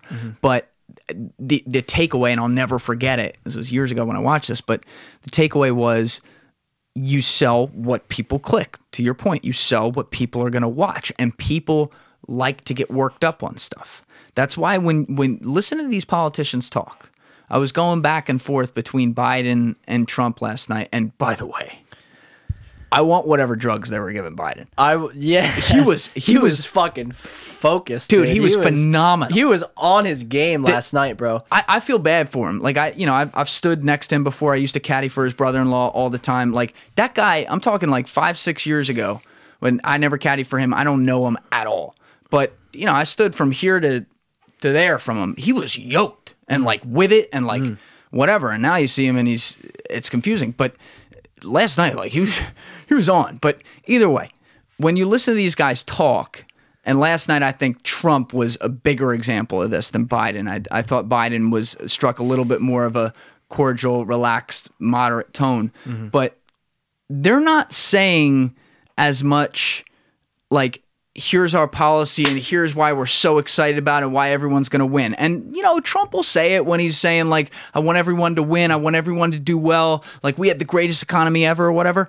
When they're going for the votes, though, and this is all the way down ballot, down to the congressmen, down to the mayors, whatever, it's like the world's ending. Yeah. You're going to wake up tomorrow and the sun's not going to be there. Yeah. We're fucked. Like, it's fear. You're not, my favorite line, you're not going to have a country if so-and-so wins. My favorite line is, this is the most important presidential election we've ever had. And they'll say it 4 years from now, and they'll say it 4 years after that, and they'll say it 4 years after that. And it's a constant move on fear and trading on things that people, what you don't know is going to happen is going to be bad. And so we feed into it when we put up the news stories that, and look, they sell, but you put up these news stories that paint this picture. And it's like heartening for me to hear you say that about your experience in New York. And I want to talk about this more. Like, let's actually dig into this. But yes, there's no doubt New York has a lot of problems right now. Yeah. It breaks my heart to see it. I'm from South Jersey. We're both from South Jersey. Grew up around Philly, in Philly all the time. Philly will forever be my home city, right? But, Philly's a town. New York is America, man. Like, living up there my entire career post-college, I love that place. I love the rush on my skin when I get in there. I love the people. I love when I walk down the street and someone doesn't say fuck you or give you a look, like, I don't feel at home. Like, I love that. I love that energy and hustle. And I keep this right there on the headphone amplifier. That little mini the snow globe without the globe of New York, just to remember it, because obviously right now it's not like we're going up there, but I hate seeing people leave. I hate seeing it fall apart right now, and I hate the bad news I see from there. So it is refreshing to hear that there is some good side. But if we're going to talk about it, there are some other realities going on there right now. You've had a lot of downstream effects, not just from COVID, but from the societal uproar around George Floyd and the other things that have happened. And frankly, the lack of empowerment with the police force, who everywhere right now, it's tough being a cop. I get it. And some of it is what it is.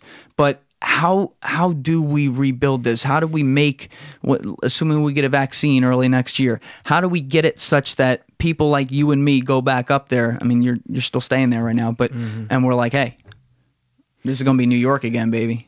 That's my dream. I want to do that. Yeah, you want it to be back to New York again. We talk about this a lot, especially if you're currently living in New York, right? If you're living in one of the boroughs of Brooklyn, Manhattan, Queens, right? Long Island, maybe. The people that have stayed, the way that we see it, or maybe even I could speak for myself, the way that I see it is right now, New York, even though it's known as the Mecca of the world and really Western culture, civilization, it's really the best kept secret, because people that left, whether I want to say that they abandoned New York or not, they did abandon New York. They abandoned their life in New York because maybe their life is different now. And I get that. And so my life really didn't change that much. And I get to still live in New York, which is nice, right? I can live anywhere I want. I choose to live in New York because I think it's the best kept secret. I think that you might see of every single terrible thing that you might see in the media or like on social media, there are like 100 things that aren't reported that are beautiful, that are just immaculate, that are happening, that are exciting, that are thrilling, that is happening with the community of New York. Obviously, there's a lot of challenges that people that are still in New York face. A lot of people couldn't leave New York. They don't have the luxury to go back to their home in middle America. So, or like, you know, on the West Coast. So I think that's a different narrative in and of itself. If I were to just, again, paint the perspective of how it is in New York as opposed to how it's being painted if you're outside, it still very much is a beautiful place to be in, mostly because of all of the people that still live there.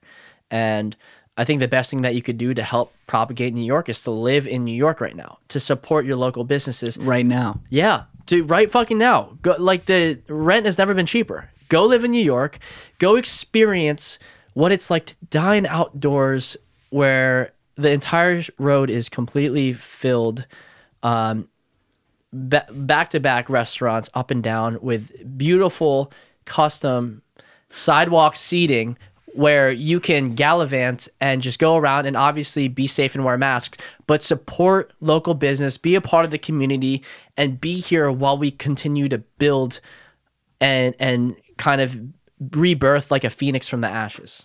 What about the fact that, and I don't have the exact numbers, I do not want to pull them out of my ass, but it's like, it's just for the sake of argument here, it's like roughly half of the restaurants in New York, which New York is a big part of the definition, is the food and the social life experience. Yeah, they're closed and they're not coming back. Yep, they're not coming back. And that's talent gone too. You know, there's talent that runs those places.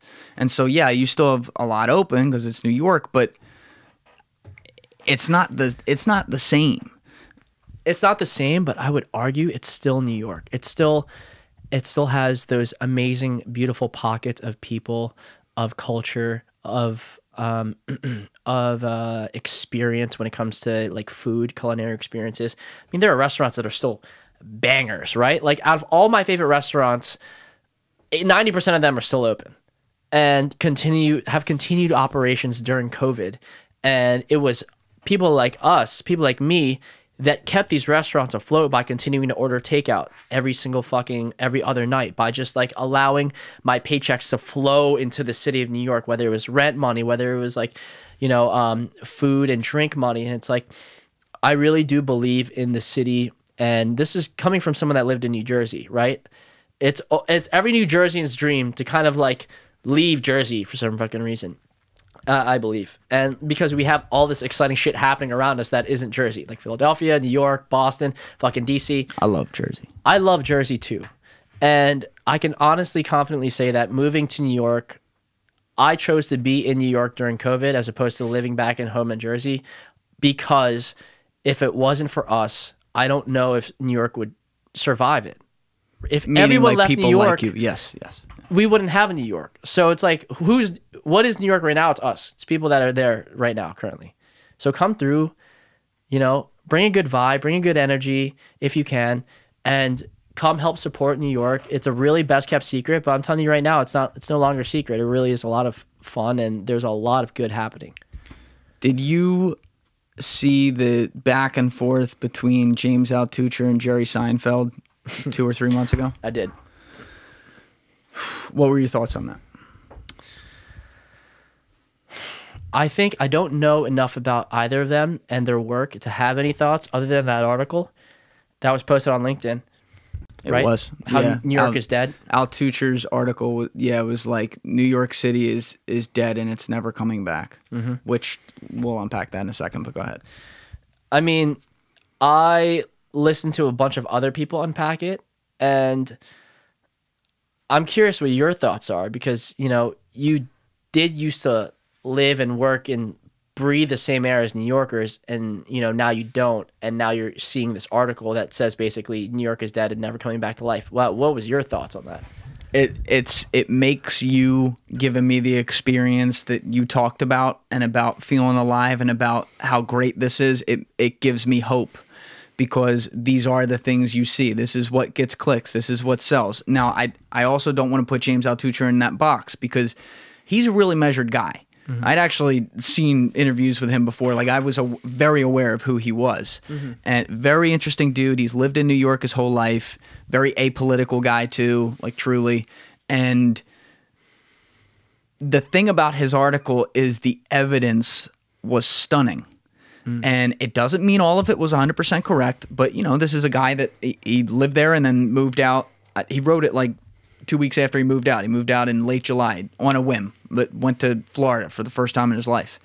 And for people who haven't read it, it ended up with his permission being reposted in the New York Post. You can Google it, give it a read. It's like 2,000 or 3,000 words. And he breaks down New York segment by segment as to what's going wrong. And I didn't agree with all of it, but he's painting this picture that's scary. And it comes back to what you said too, where you were talking about people like us, people who stayed, or people who didn't have the luxury of leaving.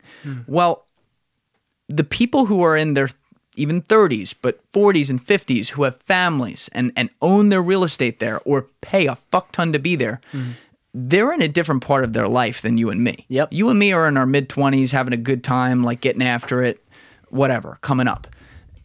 Those other people, they're thinking about their kids. They're thinking about retirement. They're thinking about their priorities and the safety of their environment. They're thinking about how the air smells to them. It's a different part of your life, and I respect that, and I can't fully understand it because I haven't been there. Yep. But they're going to have a different decision point as to whether or not they're going to get out, and I don't blame those people for doing it.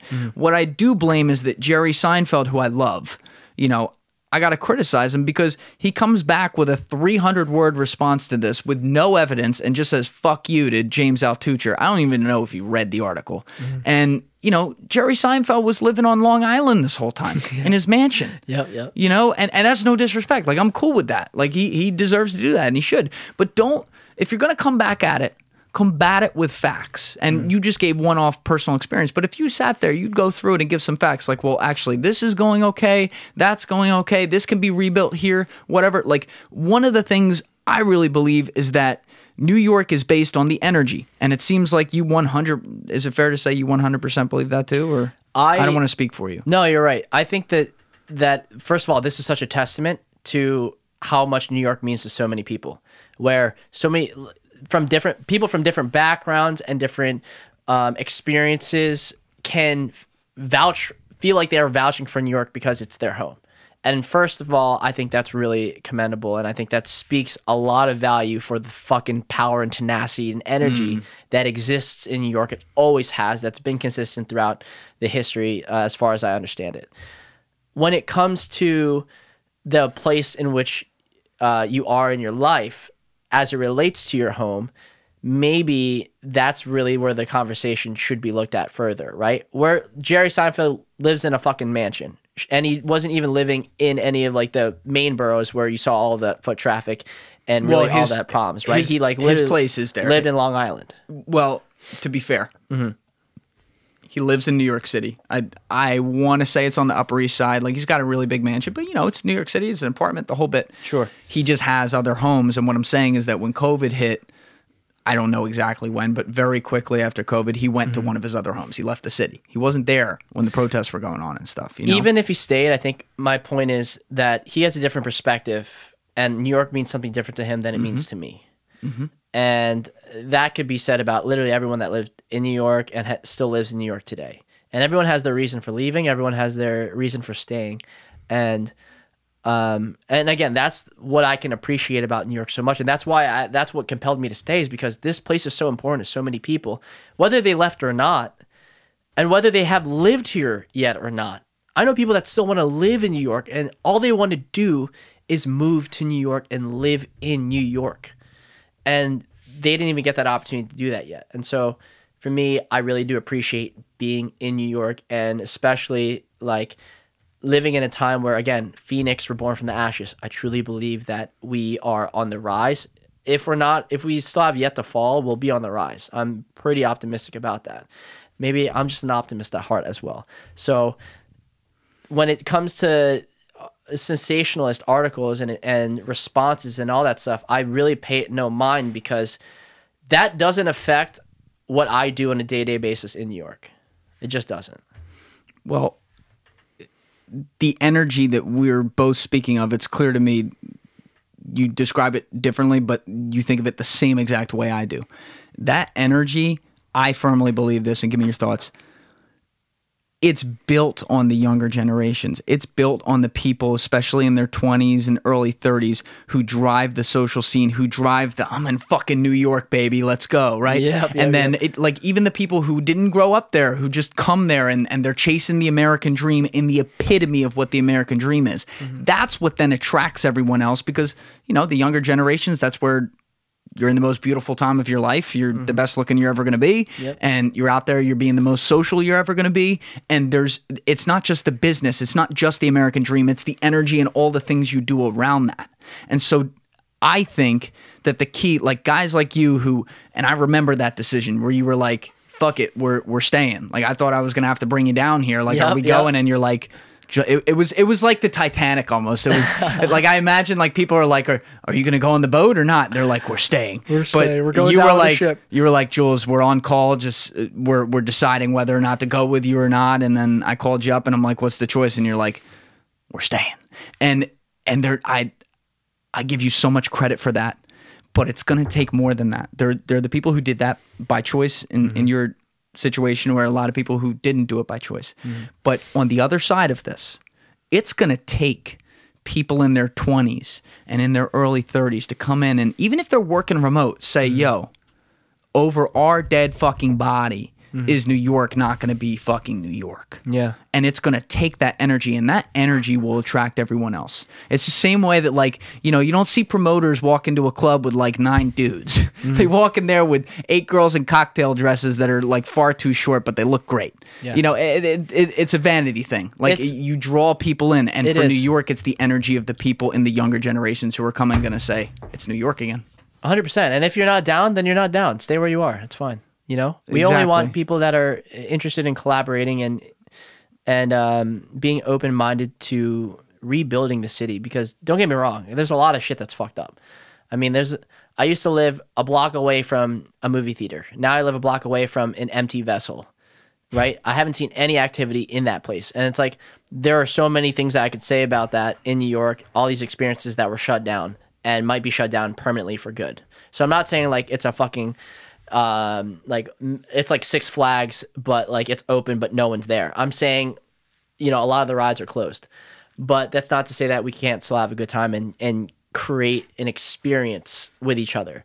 That's what I'm saying about New York. And I think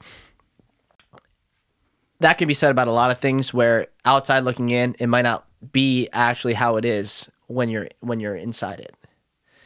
See what I'm saying? So perception is key. And maybe doing full circle back to social media, right? Some things aren't as they seem. And so if you're going to take things at face value, I would recommend don't do that.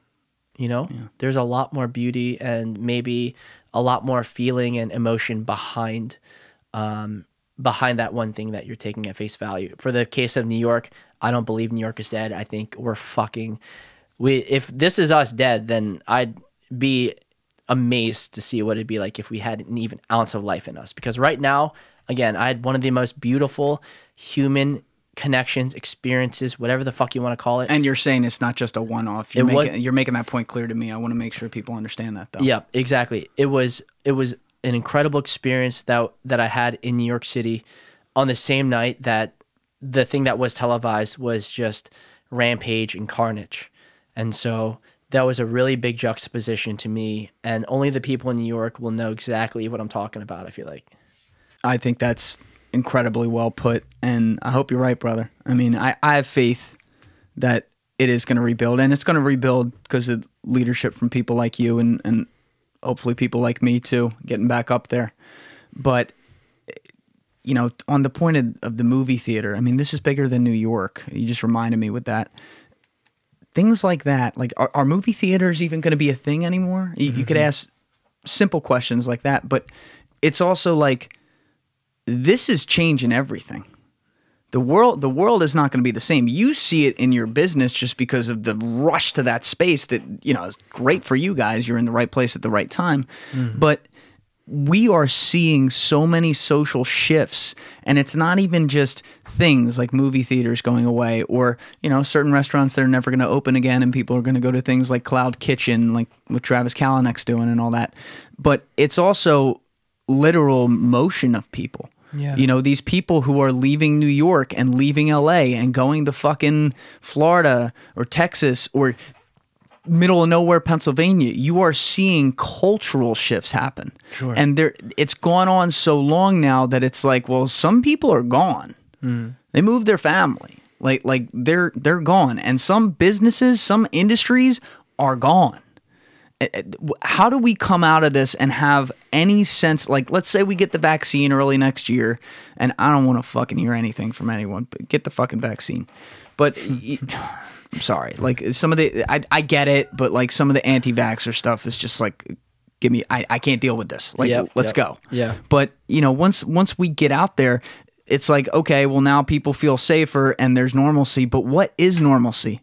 What does that look like? Obviously, there are jobs that they're remote now. It's going to be that way forever. But how does our world, what does our world look like, Mitch? Like what's going, when you go outside, like what types of businesses are there and what needs to be there? And how does this still feel like when things are normal, so to speak? How does it still feel like it did before? Or is it not gonna? I think as far as like what kind of businesses and what kind of role businesses and technology will play for the future, I think digital first. I think redundancy. I think we're going to lean more towards technology to enhance and facilitate our business operations, right? Because some things you need to be on the ground to do. Manufacturing is a great example of that.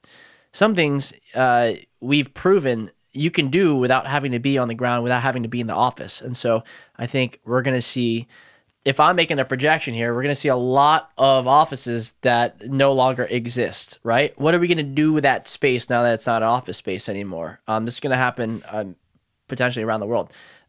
I'm hearing from, the messaging from Verizon CEO is, hey guys, get used to not being in the office. You know, we're doing so well right now, right?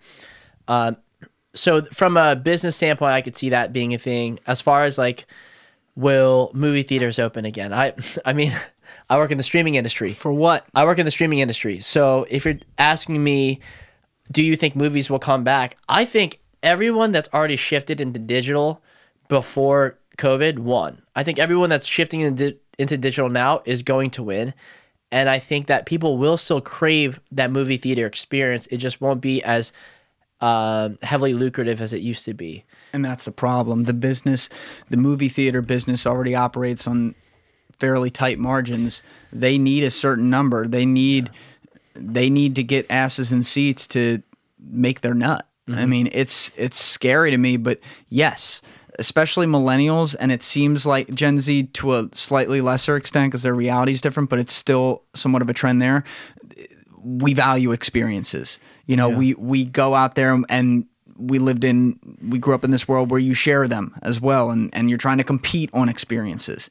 And that's why people do things like go skydiving or go to the escape room and shit like that 20 years ago would have seemed almost dumb, right? But with a movie theater, I'm just thinking about it because it's such a traditional business that you would think great experience, want to go, but how many people are just going to be like, all right, I don't want to do it tonight. I'll do it another time. Like, that's work. I gotta leave my house. I gotta get ready. I gotta look presentable in public, and I can just turn it on right here anyway. And my girlfriend or boyfriend's living over right now. Like, let's just relax, Netflix, and chill.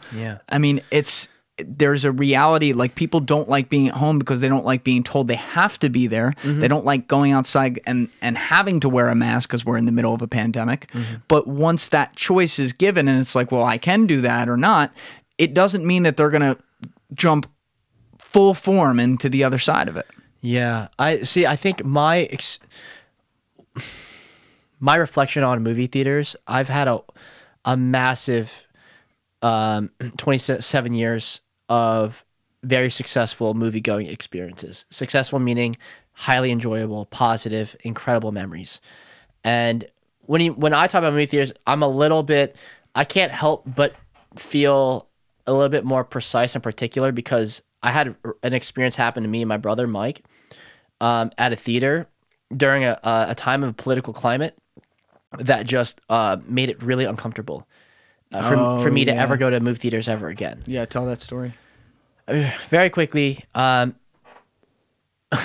this happened in Williamsburg, Brooklyn. This was a year ago so? This was precisely a year ago.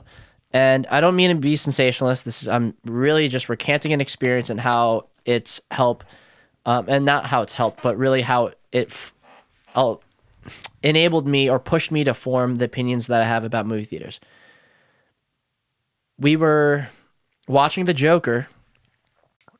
Really weird, distinct vibe. I remember the theater was packed. My brother and I were sitting in the front row. It was that packed. And opening weekend. And mind you, I don't watch the like traditional media, CNN, Fox. I don't watch like any of that. I mean, I cut cable.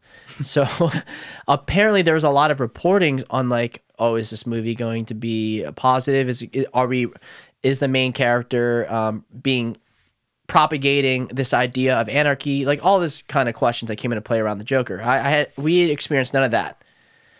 So my brother and I, we go and watch this movie like we've done our entire lives. We just go sit. It's like a total like amazing experience that we always have. And we're watching this movie. Somewhere in the middle of the movie, it gets really awkward and quiet. All we heard was like a shuffling of seats. You could hear a commotion in the background, but no one was really yelling or anything. We turn around and you just see people ripping at each other to escape the theater. It was a mad rampage. It almost looked like World War Z. It almost looked like I Am Legend type shit. People just crawling on top of each other, like just forming on top of each other, trying to get to the exits. And, you know, my first thought was, holy fuck, my first thought was get the fuck down. So everyone, the moment we all saw it. No one was really yelling though. They were just. No one was really yelling. It was all silent commotion, which was even scarier because it was so silent. You were waiting for fucking bullets to rip through the fucking theater. That's how scary it was. It was actually more terrifying that it was fucking quiet. What was causing it? No idea. No idea whatsoever. I don't know the catalyst. All I know is from our position, we turn around, people are fucking for their lives trying to escape the theater. We get down, the row that we're in gets down. And I remember, I even forgot, this is fucked up, I even forgot my brother was next to me. For a split second, I was like, this is how I'm going to die. This is crazy. And you think, you kind of have I feel what people mean when they say like, oh, your whole life flashes before your eyes. It's almost like, it felt like there was like this drug that like got released in my body where I actually had more time than I thought. And I just thought about how the shit that you hear about that happened in Aurora during the Batman Rises premiere,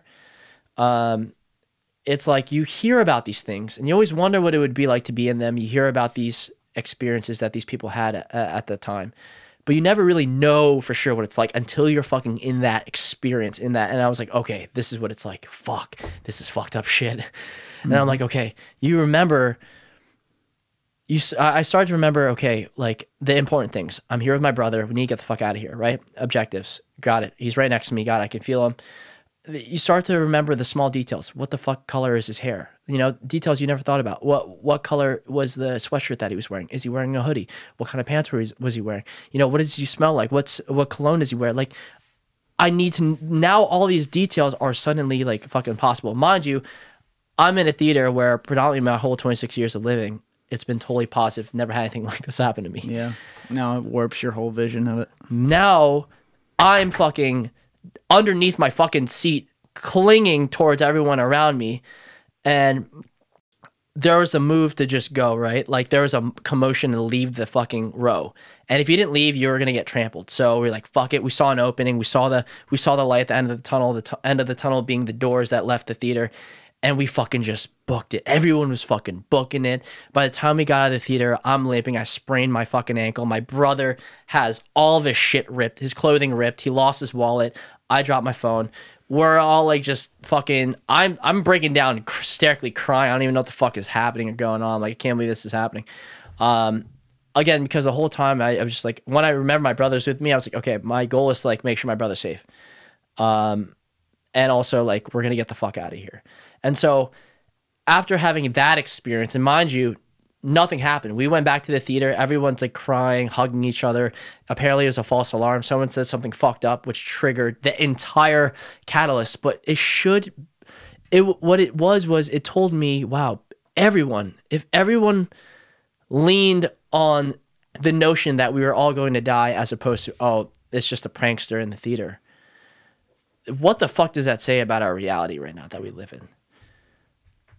And so ever since then, I've been I try to watch movies to just desensitize myself and like not be scared and go to the theater. But to be honest, I'm kind of relieved that the theaters are closed because now I don't have to pretend like I like going to theaters anymore because I just can't do it.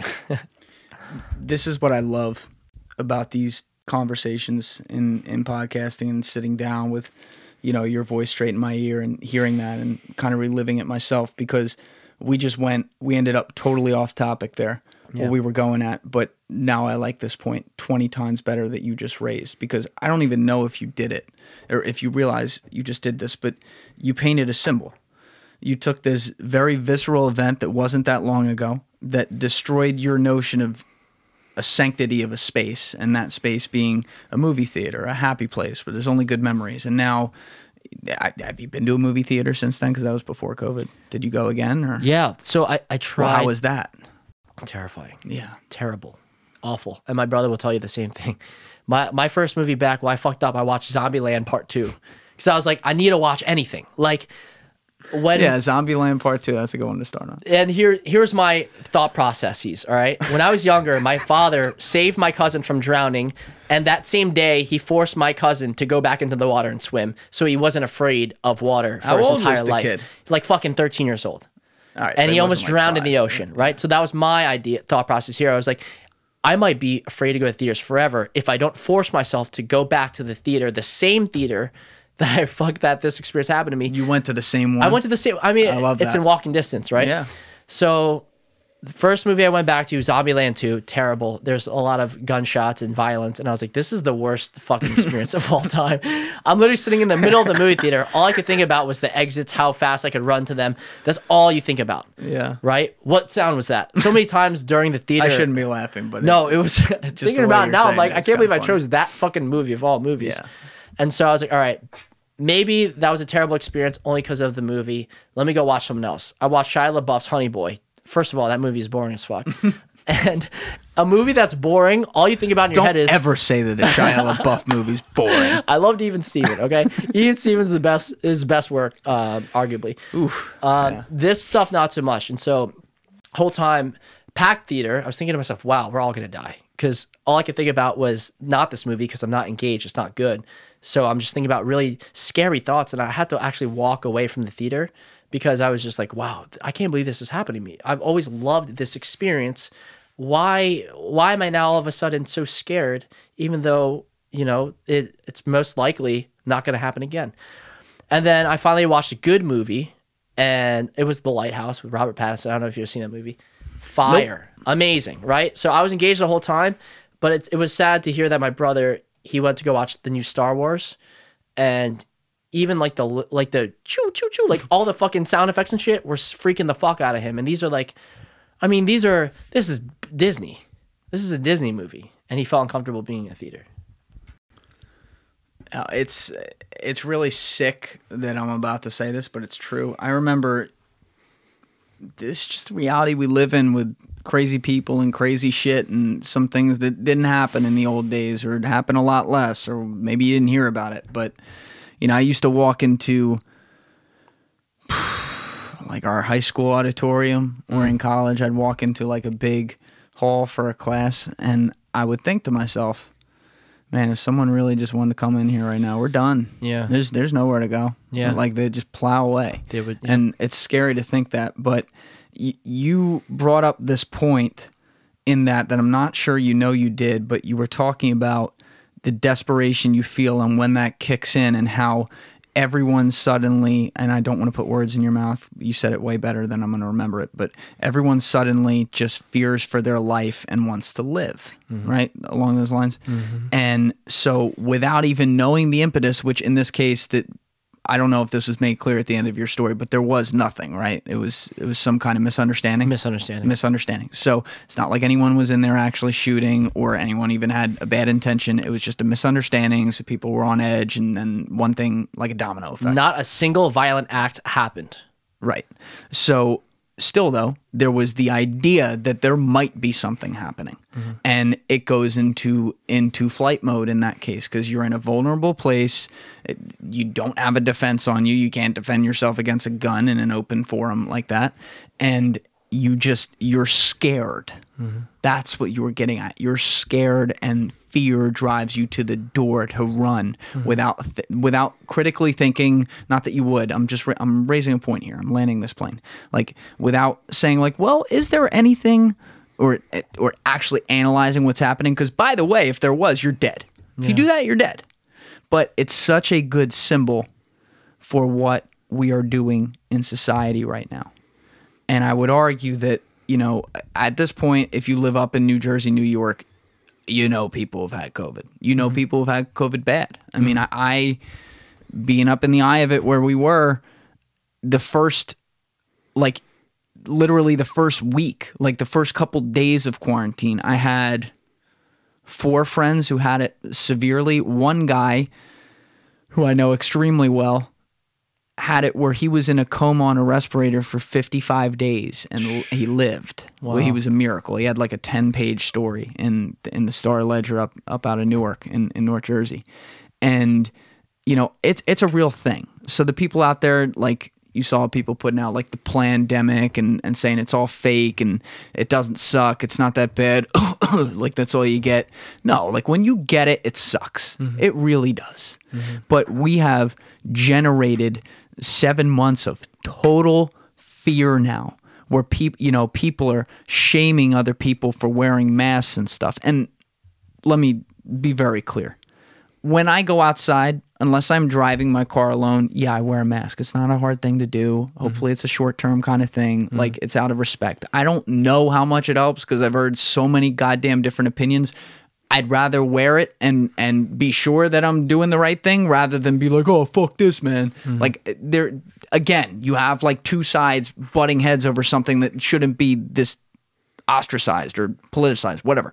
But all of our society has just thrown everything to the wind and gone inside and not questioned anything that's happening, not questioned the fact that, you know, when governments start to tell you what to do on everything, they don't really give that power back. You're giving away your civil liberty. It's the same thing that, like we were talking about with the Patriot Act and Stellar Wind and what happened there. Like, they just will start doing this stuff. And so, you know, and I'm not one of these guys, like, I guess it's the conservative belief that small government over everything. That doesn't work in a country of 330 million people in a world of 7.5 billion. But the concept that there is government that gets too big and too powerful, yeah, that's a real thing. And so I look at it like people are ignoring this or putting the blinders on and being fearful for their lives of a disease that's bad. But, you know, you look at the numbers from the CDC, the most vulnerable age group is 70 and above, and their survival rate as of, it was like mid-September, this report, checking on the CDC, I'll put this link up, the survival rate is 94.5%. The survival rate among, I think it was like age 4 to 17 or something like that, is like 99.98 or something. You know what I mean? Yeah, so it is crazy to me that we have shut down everything and lived in such fear over something that, frankly, you know, it's the law of averages on stuff, you know, and it is worse. Like, you look at it versus the regular flu, it's not even close. I did it. Like, the factor power based on the numbers from the CDC is it can be a factor of up to 300 to 1 in some of the age groups. It might even be higher on some, so let's check that. So it's way worse. But you have people shutting down their lives. You have people who have shut down their business. It's never going to open again.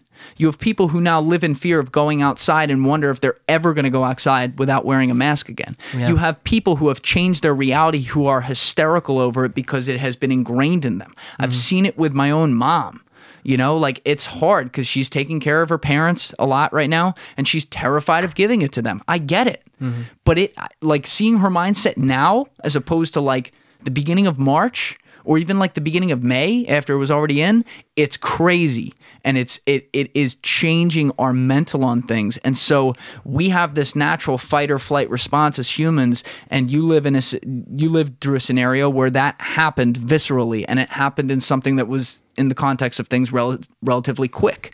But we have now taken that attitude and we have expanded it upon the long term and along all of us, like the entire society. Everyone's affected no matter where you live or what's going on or what your reality is. We all have to do the same thing or we're fucked. Yeah. It's crazy. It's you put it there best. And again, that's why there's so much uncertainty.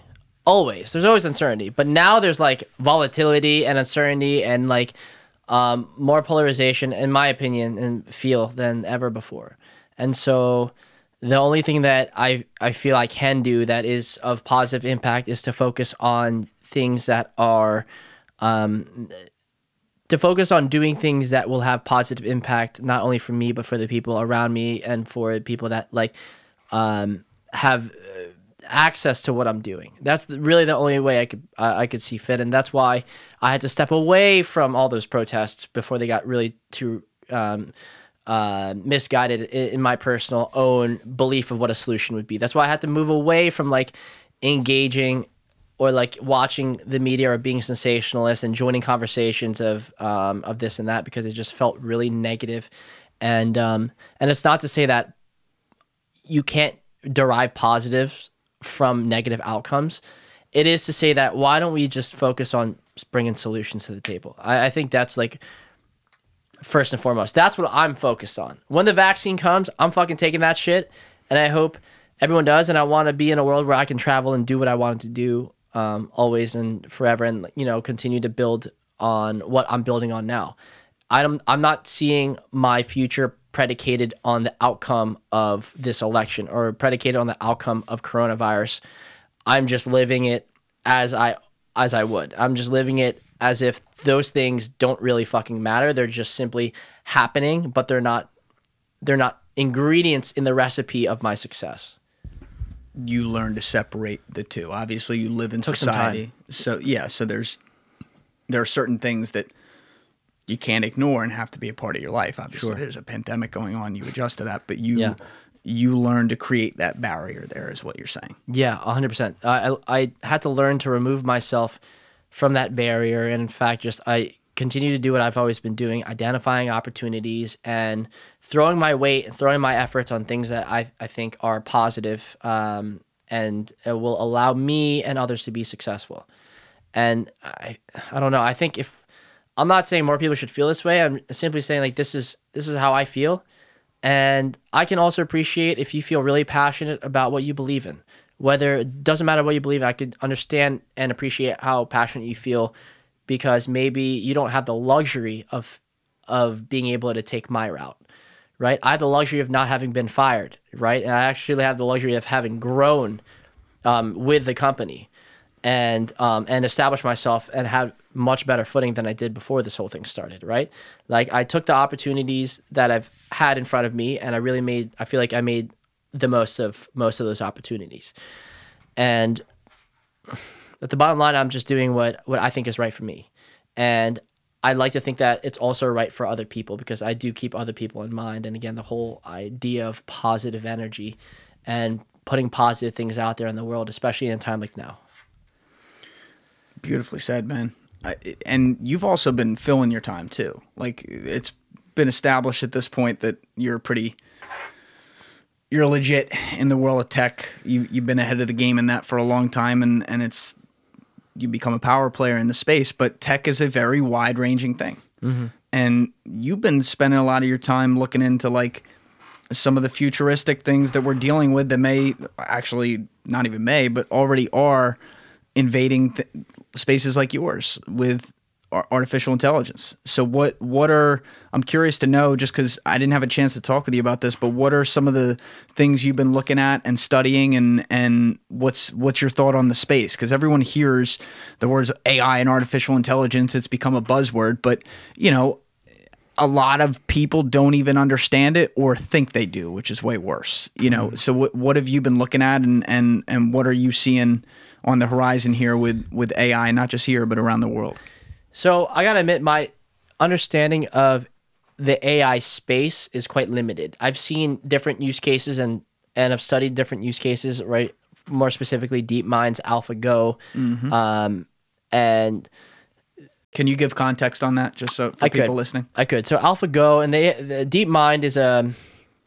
DeepMind produced this program called AlphaGo that, back when they were developing it and building it, they had implemented AI in such a way where AI can actually learn to be better than the best players of this game called Go, which is one of the most historically old and challenging and provocative and intuitive board games of all time. It's harder than chess by some ridiculous power. Power, exactly. And it's just simply and DeepMind is owned by Google. DeepMind is owned by Google. That's important here because what they were able to do with AlphaGo, their program, is beat literally the best player in the world. They beat, I believe this guy was like, out of all the levels that you could be, like if we're going to talk about chess and being like a grandmaster, right? Like the highest level player at chess, the highest level player at AlphaGo, there's like 9 like specific levels. And this guy,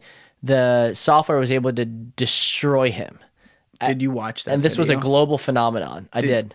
I watched the documentary twice, like back to back, like night and day, because I needed time to consume what that documentary told me the first time, and then I watched it the second time. I was like, okay, good. Now I truly understand what this is implicating. What I think is interesting about AI is that we have this whole COVID situation happen, which is like, there's a lot of month to month, we didn't know what the fuck was going to happen, right? Especially week to week, month to month, like it's been a roller coaster ride ever since.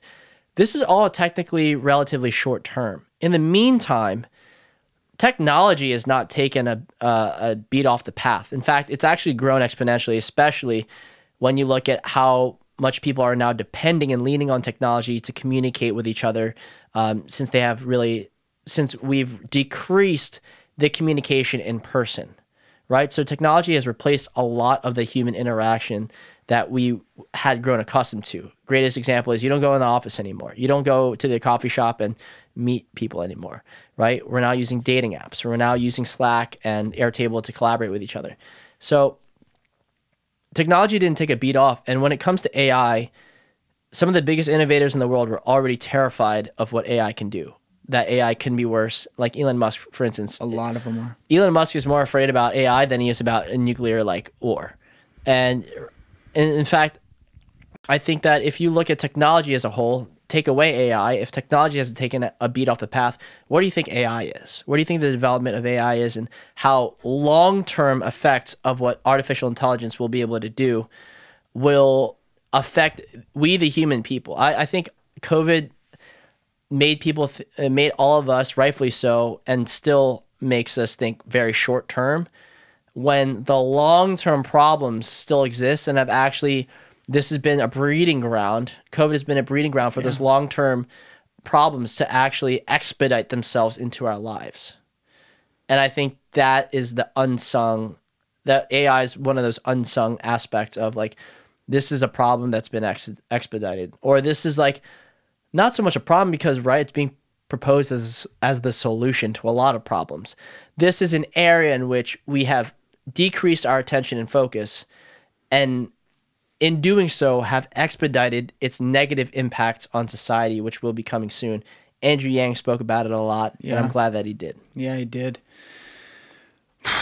It's a loaded topic, and for people who haven't looked into it, I know it seems like a loaded idea, and if you're not like crazy interested in tech, it's like an eye roll. I understand that, but I would take the time to look into it because you live around it. And you talk about COVID being a breeding ground. it wasn't just a breeding ground because, you know, the tech world was able to continue and just go on like nothing happened. It was also a breeding ground because with everyone home and out of their normal and connected to each other by technology, they're producing more data points. And AI runs on machine learning. I mean, it's not all of AI, but there is a large aspect of AI that depends on machine learning, which in the English language would mean that it needs data. Data is its food. It then learns from if this, then that, if this, then that, right, wrong, yes, no, whatever. And over time, it learns to figure things out. And as it does, that computer becomes more and more powerful because AI is a computer. And so all these people who are now relying on technology more than ever, whether it be on social media or just using the internet or combing platforms like Google, who own companies like DeepMind, which is the most important artificial intelligence house in the world that's known, you know, they're getting more information from this. Their machines are learning more. And it's a wild thing to think about because you do face like an existential crisis potentially. And I try to look at it from the positive lens too, because there's good to come of it. But we've already seen the early iterations of this with things like, I mean, I could name any platform, but let's use YouTube as an example. That YouTube algorithm is a machine learning artificial intelligence technology. So it curates its feed with one goal in mind. It wants to keep you watching, consuming content. So it learns about your preferences. And then what happens is over time, as it says, like, okay, if Julian likes watching this, then he'll like watching that. The more deeper down that rabbit hole you go, the more likely you are to be changed by the beliefs of the content that come your way. So even indirectly, that artificial intelligence is moving you. And like I've taken it seriously for a long time, and it's awesome to me, and you're being humble because talking with you before this, you've done a lot of work on it and trying to learn about it, but people need to do that. Look, I put this piece in here for a reason. Like I curated this art right here for a reason because in a studio, I want to feel the vibe. I want to feel some things that I stand behind or things I think about, right? And this wall right here, you know, if you're not watching, the wall I'm pointing to, I have two images. I have an image of a nuclear bomb test in 1946 out in the Pacific that our government did after World War II, where we were just making sure we had our hydrogen and atom bombs all in order. All in sync. And then below it, I have the famous, I think it was Michelangelo who painted it, but the picture of the hand of God and Adam's hand, if you know what one I'm talking about, but the hand of God is replaced by a robot hand. And I put this, I love that you brought that up about Elon Musk making the point that it's a worse threat than, you know, a nuclear disaster. I put this up there because even with artificial intelligence, I want to bet on humanity. I want to bet on humanity because when the nuclear bombs became a thing and it moved to the hydrogen bomb and the A bomb, which are, you know, the steroid version of it, and could mean the end of humanity if certain countries start hitting the button against each other. That was the fear. You know, like when my dad was like a 3-year-old, they had the nuclear bomb drills or whatever, like in school. Like it was like, oh, is the world going to end today? Are we all going to die of radiation poison or in the blast? And there was this fear that it was inevitable and that it was going to happen no matter what. And that was the crisis. And look, it still technically is a crisis every day, but it should tell you a lot that these countries, these leaders, like the president here or Putin in Russia, they walk around with a guy who holds a nuclear football and they could hit the button anytime, but they don't. It's like we've learned, and hopefully it does never happen. But we got through that crisis. And now the crisis we face, potentially, and I say crisis lightly here, but not lightly, if you know what I mean. It's unknown if it is, but it's going to be like, well, what power do we give to machines? What does that mean for our reality? Do we create machines that suddenly surpass humanity? It's a very scary thing to look at. And COVID, artificial intelligence, more than anything, it has streamlined it and moved it up in its progress more than anything. And so I just people need to pay attention to this because it's very real. We're moving into some Isaac Asimov last question shit, right? What is the last question that humanity asks? It's actually a question produced by a robot. And I mean, this short story, The Last Question, I don't know if have you ever read this? Nope. It basically poses the idea that our God, as we know it, is actually a robot that we created in a previous life, right? Like when the "Let there be light" was said by the robot that we built before everything perished and entropy became nil. Is this simulation theory? No, this isn't simulation theory. This is a really interesting. I don't want to ruin it for you, right? But it's a short story. It basically proposes the idea that no matter how much information, whether with machines or just human processing, we can gather, we still won't be able to reverse entropy or understand how to reverse entropy, how to live longer, how to rewind life. And the way that, I don't want to ruin the ending for you, but it basically poses that question. I think that's a question that AI inherently is going to not solve for us, but sort of, what is that final question? We can have AI solve all these incredible problems that we as humans solve. What else are we going to ask it to solve? What else are we dying to know or need help in yearning and understanding? And it's our own humanity. That's basically the idea there. Well, send that to me when we're done, because I haven't. It's gonna fuck your shit up. But yeah, it's like this weird circle of life, you know, because you lose humanity as you add technology because you bring in the machine age, and that's been happening for a long time. But you also become more aware of humanity than ever. It's a very weird thing. It's like people, that's why today you see a lot of, in the search for purpose, which is something I've talked about on a bunch of podcasts, and we'll talk about it a lot because it's a very real thing. People are trying to figure out like where they make sense as a human in the world. Like, how do they add value in a world that can do so much for them already in the palm of their hand? Like, how do you beat that? And artificial intelligence is just the final, I shouldn't say nothing's ever final, but it's the ultimate frontier we've ever faced, because you go into it wondering like, well, what does the world look like if we have machines walking among us like humans, which is not happening tomorrow. That is still far, far off. But it's like, well, 70 years from now, that could be a thing. Well, I think an even weirder question is, what does it look like if human intimacy can be replaced by an operating system, right? The movie Her, Joaquin Phoenix killed it.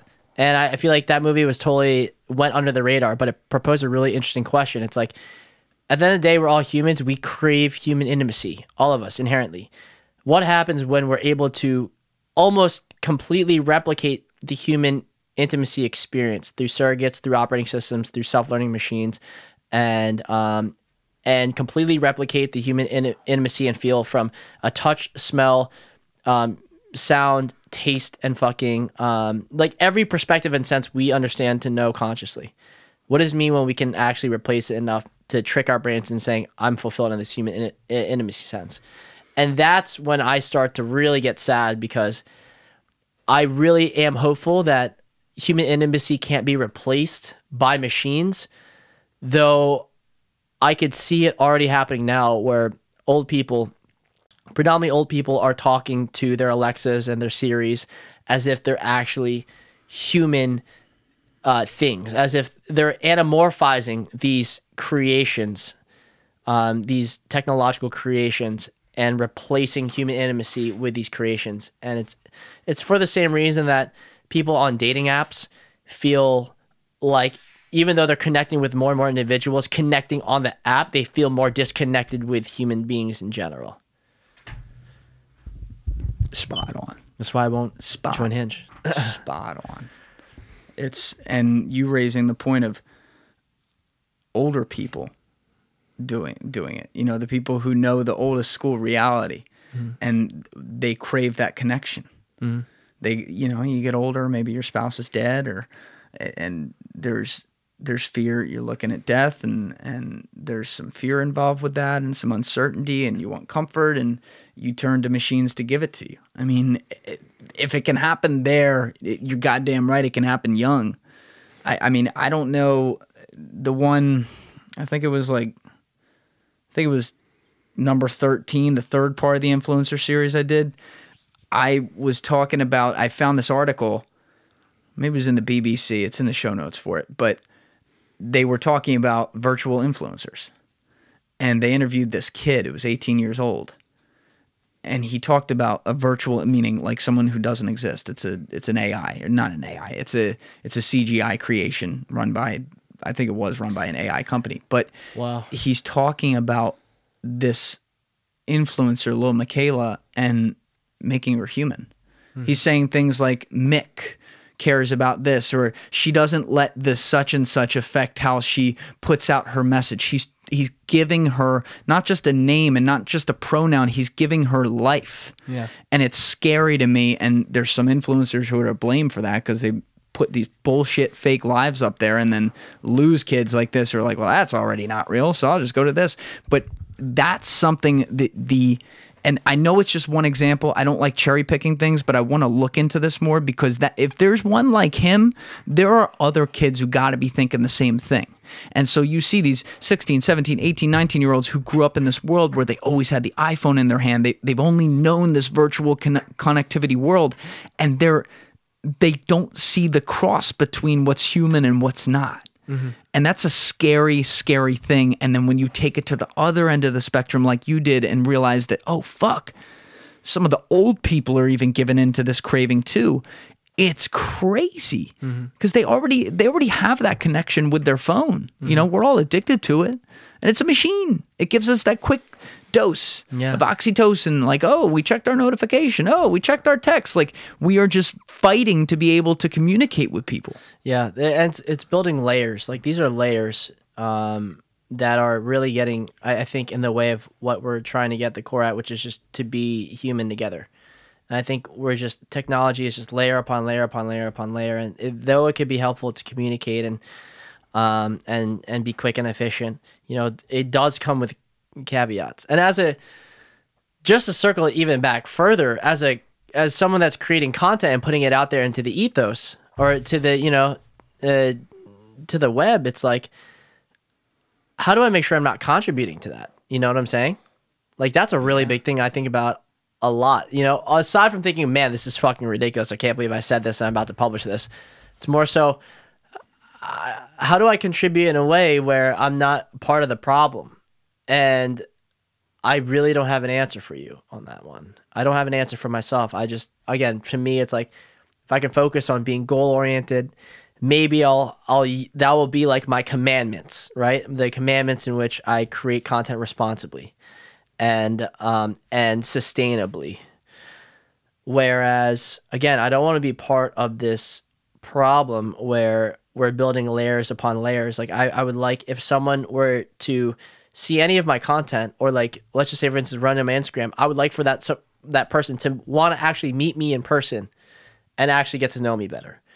And again, I think like all these social media platforms and these ways in which we can interact and engage and meet each other, it's like there's a ton of layers in between all of that. And at the end of the day, and this is what COVID-19 has really taught me, is people still want to be with each other. We want to experience things together. And that's the most beautiful thing about all this chaos that's come with this virus, is that I still am seeing that and feeling that people want to be together and celebrate life together and mourn together and just be with each other.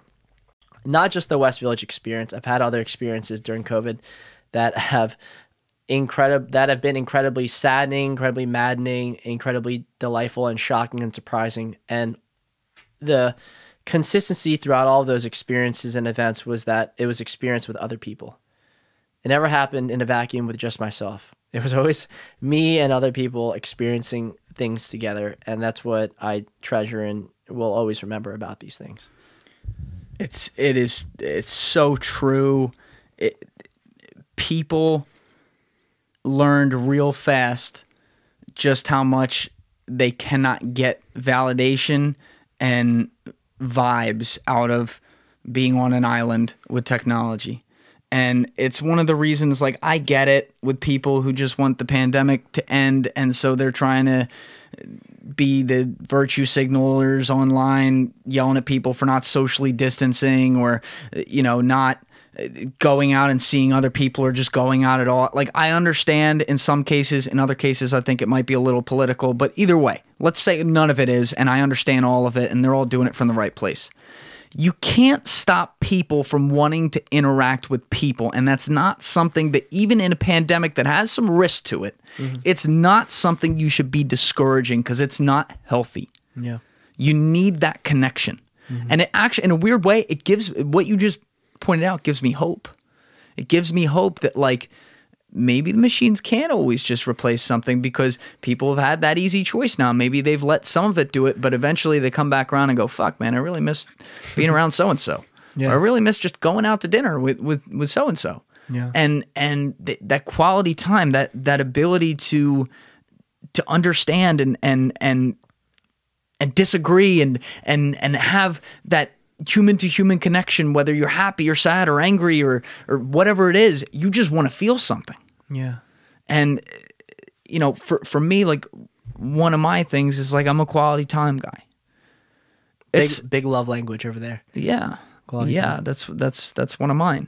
And we'll talk about that another time, but that's exactly what it's, for people who aren't familiar with the 5 love languages. Like, that's exactly what it sounds like. It means that I value and feel affection from being around other people, being around my friends, being around my family, being around, having that intimate connection.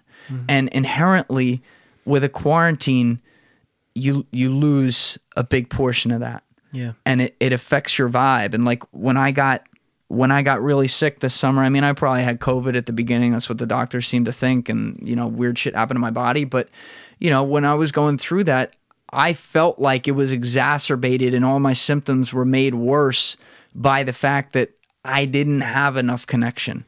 And then, God forbid, I go somewhere. I mean, the worst part is, like, when I did go to see, like, 3 people, I literally, it hasn't been much, but when I did go to see people, it was like, do we shake hands? Do we hug? It's the most awkward thing, and I hate that. I mean, that's how I live my life. I'm a connector. I go, I talk to people, I shake hands, I hug. I'm one of those guys. Yeah. And now it's like, you know, but I crave it. I know. I mean, especially knowing you, you're like a, you know, it was always amazing to watch you network and be in that environment, because I could see that it would activate something in you to be around all those people, and that excitement and that energy. I have the same energy as well, and, like, we would just feed off of each other. This is why I think we were so successful together when we did the Maxwell Awards, when we hosted and shot content at Next Gen Summit. It was that vibe and that energy to say, we're here to make connections and have real, true human experiences and moments. And you do this I think you do this really well. You're a fucking madman. And so to hear that now, it's much different, especially since the times are different, you know. It's not to say that it's saddening, but it is to say I know for a fact, I still remember that you crave these experiences, and you're not fooling me when you say you're, like, content down here, because I know where your heart really is. You know what I'm saying? Like, that's me just knowing you, and me kind of understanding how humans work and really, like, truly naturally want to interact with each other. But that being said, I mean, think about how many people are like that, though, too. You know, like, it's not just you and me. Like, there's a lot of people who crave that. Yeah, it's really everyone, honestly. And if you're, oh man, it's been really interesting I mean, everything has changed with COVID. Like, the way that we meet people, or lack of it, the way that we date people, the way that we make friends, the way that we form professional relationships, all of that has changed.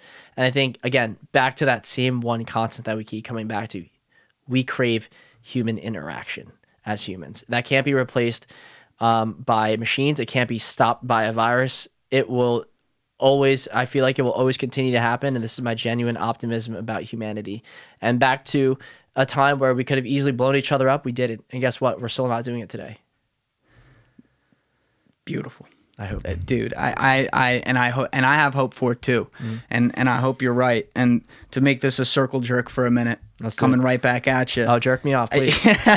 I remember my first time meeting you, because, like, so Mitch and I have been friends now for almost exactly 3 years, and I had always heard about you, and then you told me you'd always heard about me because we had mutual friends. My cousin Adam obviously was extremely close with Mike. I've been low-key friends with Mike for years and years and years, I was too. boys with Adam. Right, We were building Mullica Beach together, selling bracelets. Right. So it's always like Mitch would be told about Julian, and I was always told about Mitch. And then Thanksgiving Eve, weird shit happens on Thanksgiving Eve. But Thanksgiving Eve 2017, we go to a landmark in town. Everyone's home for Thanksgiving, and I walk in there, and I had never met Mitch before, actually had never seen him. We weren't friends on any social platforms, and I walk in, and like I'm wearing like a flannel with like a beater under it, like already like 6 seats to the wind after the famous Herman pre-games of Thanksgiving Eve. Yep. If you know, you know. And post-games. And exactly. And I walk in there and I see, you know, there's like 800 people from town in there. Everyone's wearing a Borderline t-shirt, like just getting fucked up, having a good time. And then there's this dude in a tan, like suede suit. Yep, it was. With finished with like jewelry all over the place and shit. You might have been wearing sunglasses, which was a violation, but still, like, it worked.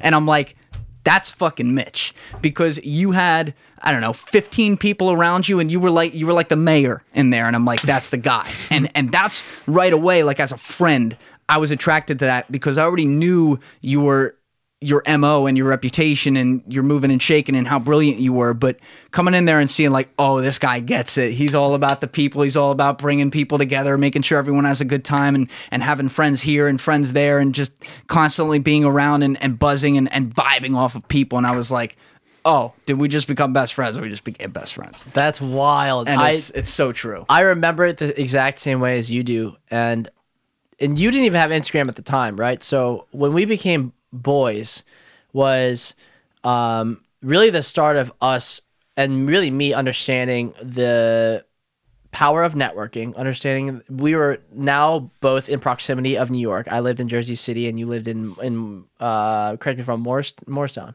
Yeah.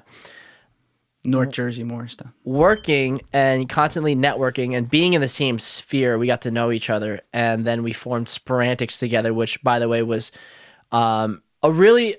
If I take away anything from Sporantics, I really do believe we brought people value in the services we provided. I believe we also there are some parts of the business where it's just like a money grab.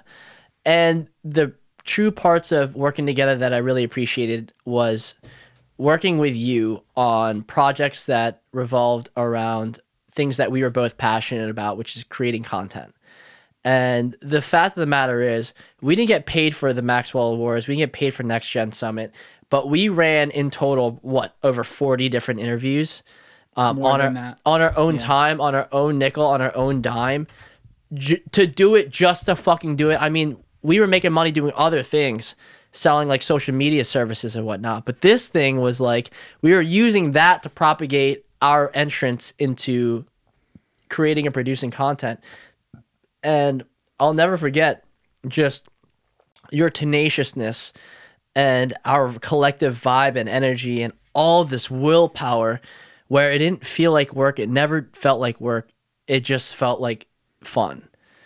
And I'll never forget that. Even when it all went wrong. Even when it went to complete shit. I don't remember that part. I remember... No, hold on. You know what? I'm talking about a certain grand theft whatever on the streets of Jersey City. You were there when that went wrong. It was tough. It was tough for those listening that don't know what happened, because Mitch, I'm just going to say this for the listeners right now. We're not going to go deep in this right now because we've just had a wild conversation. We're coming up near the end here. I want to touch a couple things before we go. But you'll come back in here at some point a few months from now. We will do an episode, I'll make this promise, called An Oral History of the Great Jersey City Robbery of 2019. It was the most viral marketing campaign we ever put together to this date. And that in and of itself, along with the work that I've done with Jules, on so many different occasions, and just getting to know him as a friend and a fellow brother from another mother, I am not surprised that he did Trendify. In fact, I am so happy that you're doing this, and I want you to continue to do it, because this is a really important thing. And the ideas that you have that you're presenting are really they shouldn't even be provoking, but they are in this political climate, no matter what it is, because no one wants to have these conversations. Every conversation you have now is important.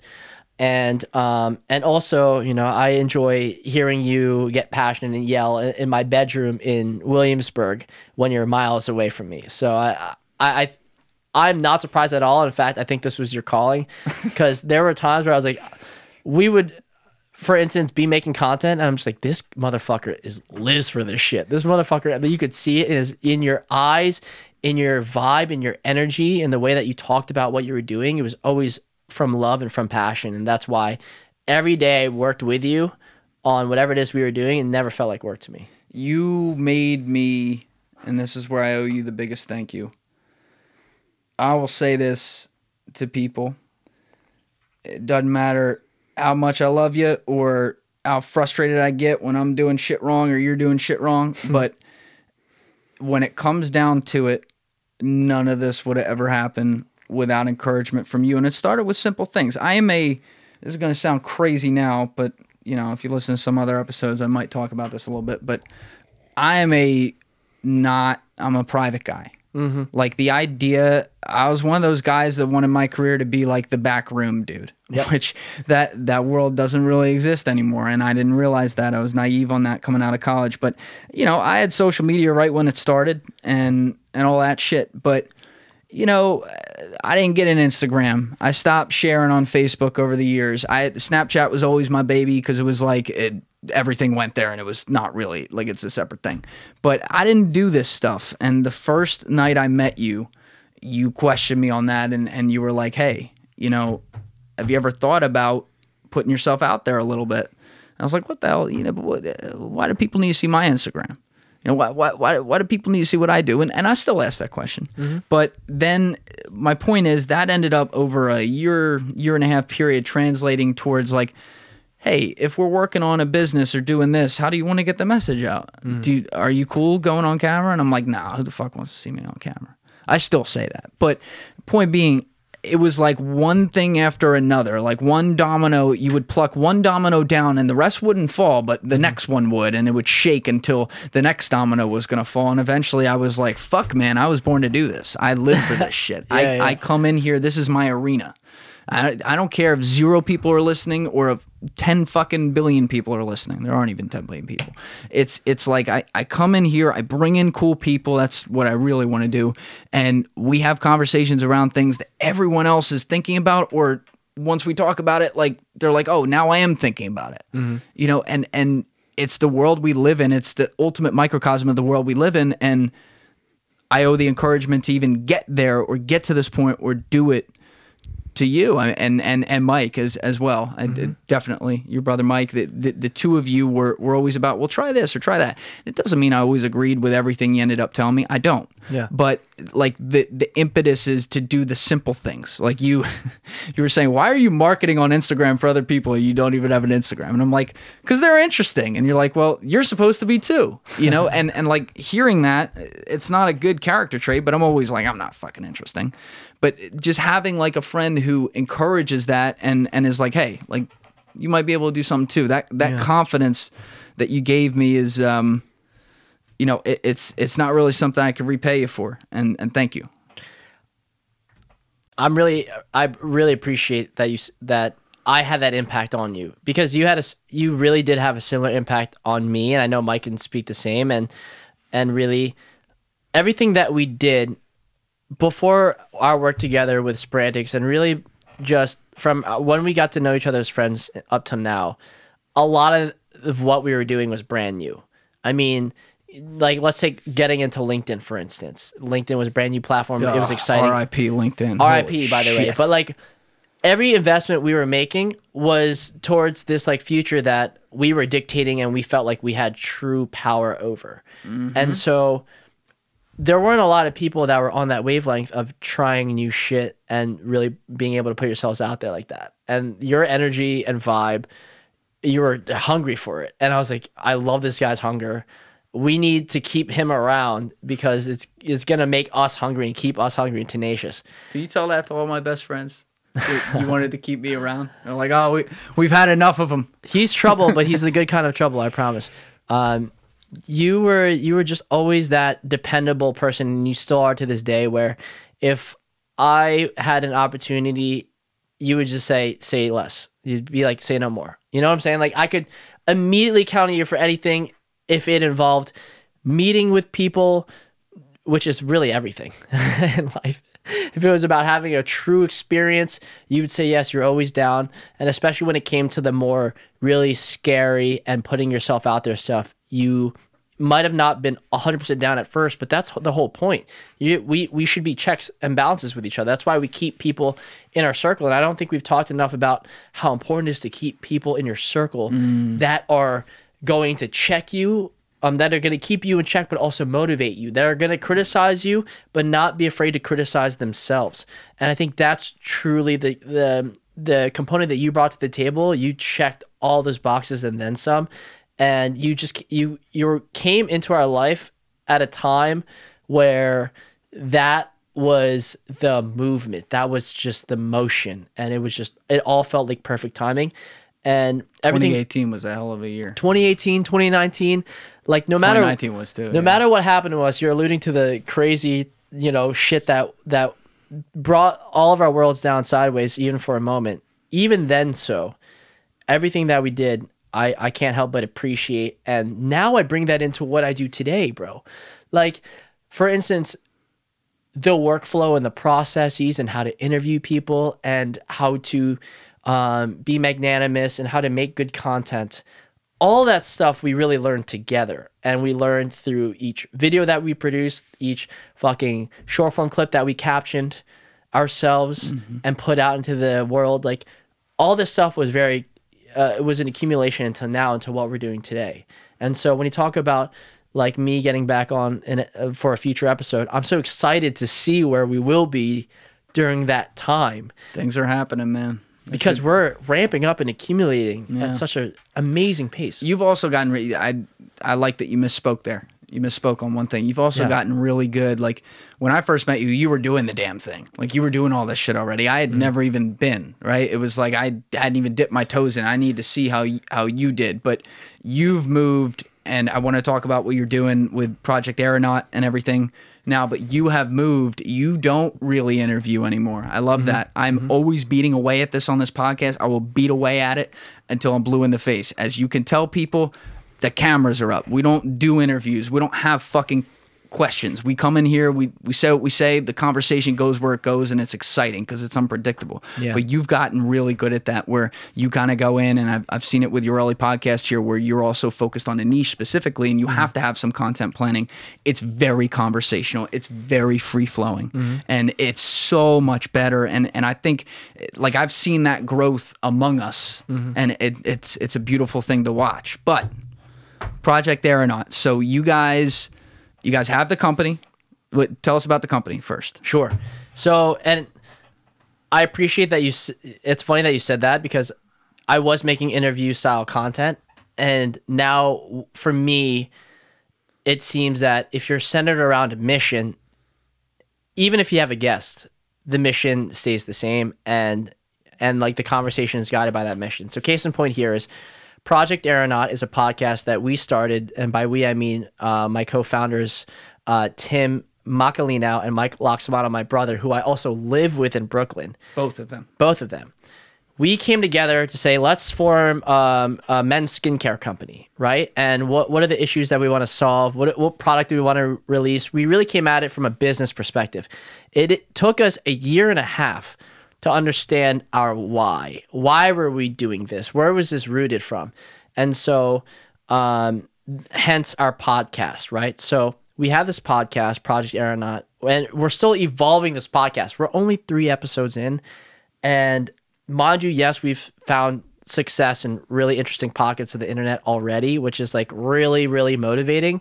But still, we have, I don't even want to talk about, like, I don't even want to reflect on it really until after 50 episodes, So I'm on episode 4. I just finished it. So catch me at 50. Ask me how I feel about it then. But right now, our mission and our goal is to talk about topics that men find really uncomfortable, right? Like, the deodorant I use for my balls, for instance. Or like, you asked me when I walked in here, how do I get my hair so nice? Well, I'm glad that you asked that. I've never been asked that before by like another man. You know what I'm saying? Like, these are conversations that like we want to have, but we just aren't. And so, you know, we have these conversations all the time at our crib, working on building this company called Aeronaut Skincare, that now we've just kind of curtailed a podcast to be more about men's self-help. But what's interesting is that could expand a ton of topics, not just personal skincare, but now, and not just personal hygiene, but now finance, but now relationships, all that kind of stuff. So now we have free way to work with whatever the fuck we want to talk about, which now is beautiful. Way better too, I might add. Way chill. Better. Way chill. You were not gonna, and I'm glad that I saw that you guys do that in episode 3, I think it was, because I can tell it'll go there now. Because when it was just gonna be about like hygiene and the uncomfortable stuff around that, I'm like, this is gonna be great for a miniseries. You know, you're gonna run out of bullets. Like, this we're gonna run out of content. Podcast is over at like 10 episodes. Yep. Whereas what you're talking about now, yeah, then you can peel away the onion and there's a lot there. So that's great. Yeah. So and I'm glad you noticed that, and the feedback has been important. Like, you gave us feedback on episode 1 that we implemented for episode 2, and then the feedback from episode 2 to episode 3. So obviously, like, we're listening to our audience and seeing what works and what doesn't. And when I tell you that, like, some of the clips that do bump and are bangers, like, don't do that well on TikTok, but some of the ones that are surprising to me that do well on TikTok, I would never think would actually be like generally received well or critically. It blows my mind to think that young people care more about finance than they care about fucking anything else. Yeah. At all. All of our finance clips, bangers. We could have a clip talking about fucking something that we think is so important, but when it comes to finance, people really give a shit about that. Because these kids are already starting to, so the younger kids, like on TikTok, some of the youngest ones you're talking about that might be on that platform, like, they're already thinking about how the fuck are they going to earn in this world. They've seen that. And then you look at the kids our age and slightly younger, slightly older than us, they know what happened in 2008, 2009 and how that changed and how their parents didn't come back from that in many cases. So yeah, the data backs up everything you just said to a T. People are really, really concerned about it, and you see it by what clips really go for you. So I'm glad to see you go into that. Obviously, like, even leaving behind the industry, I did. You know, I left behind the industry because it was an industry problem, right? But the concepts and the things I learned there are incredible, and they're prescient, man. And so I'd always get off on hearing people really give that attention and get into the nitty gritty and ask the what if questions or the how, or bring up the how points, right? And it's nice to see you guys doing that. Thank you. It's a scary question to ask yourself, right? You touched on it in your episode about the mishaps of higher education from like a financial funding standpoint. And, you know, a really scary question to ask yourself is, you're paying for all this school. What job are you going to get to be able to pay this back? And that's a foresight that I don't expect anyone to have when they're 17 or 18, when they have to make that really ridiculous decision. And that's what's really scary. And we're getting a lot of questions about that. But again, we're only 3 episodes in, 4th one on the way. We're totally in our infancy. We already had someone reach out to us to want to be our intern. He works at Berkeley. This is the funniest fucking shit I've ever seen in my life. So we are popping off, but I assure you, we are so confident that, you know, what we're doing is important and hopefully positive, in the same way that what you do here, you really get the sense that you're really just trying to inform people. Whatever you believe in, here are the facts. Here's the truth. Here is the way that I see it. I appreciate that.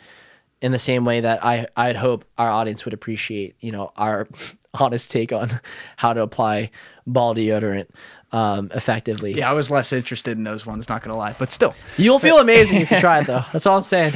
No, but listen, man, this has been awesome. I'm gonna have to, you know, I don't cut within a sit down here. I almost said interview there. You hear that? That was scary. I did. But I don't cut down within. But this went so long, I may need to like take off the front end and just pick it up somewhere. And this was awesome. I'm not surprised at all when we talk. It's always great. But listen, man, we'll have you on again sometime down the line here. And love you, brother. Thanks for coming on. I love you too, bro. It's and honestly, awesome. Follow Trendifier. Follow Jules. He's amazing. Trendifier is dope. The brand, whatever you want to call it, the show, the podcast, it's a great platform and medium for my friend Julian Dorey to share his thoughts and ideas and his perceptions of the world, which are really valuable and important if you want to think critically about your life and the lives of others. And honestly, bro, tuning into your show is really great. You're in your infancy as well. I understand that. But I'm excited to see this grow and to see you grow because of this. Thanks, brother. And you can get Project Aeronaut on, you guys are mainly on Spotify? Spotify, TikTok, Instagram, YouTube is huge for us. Gonna be huge. But yes, anywhere where content is consumed mostly. All right. Beautiful. Well, to everyone else, give it a thought. Get back to me. And Mitch, you're going to get back to me real fast. Oh, give it a thought, Thanks, Mitch. brother.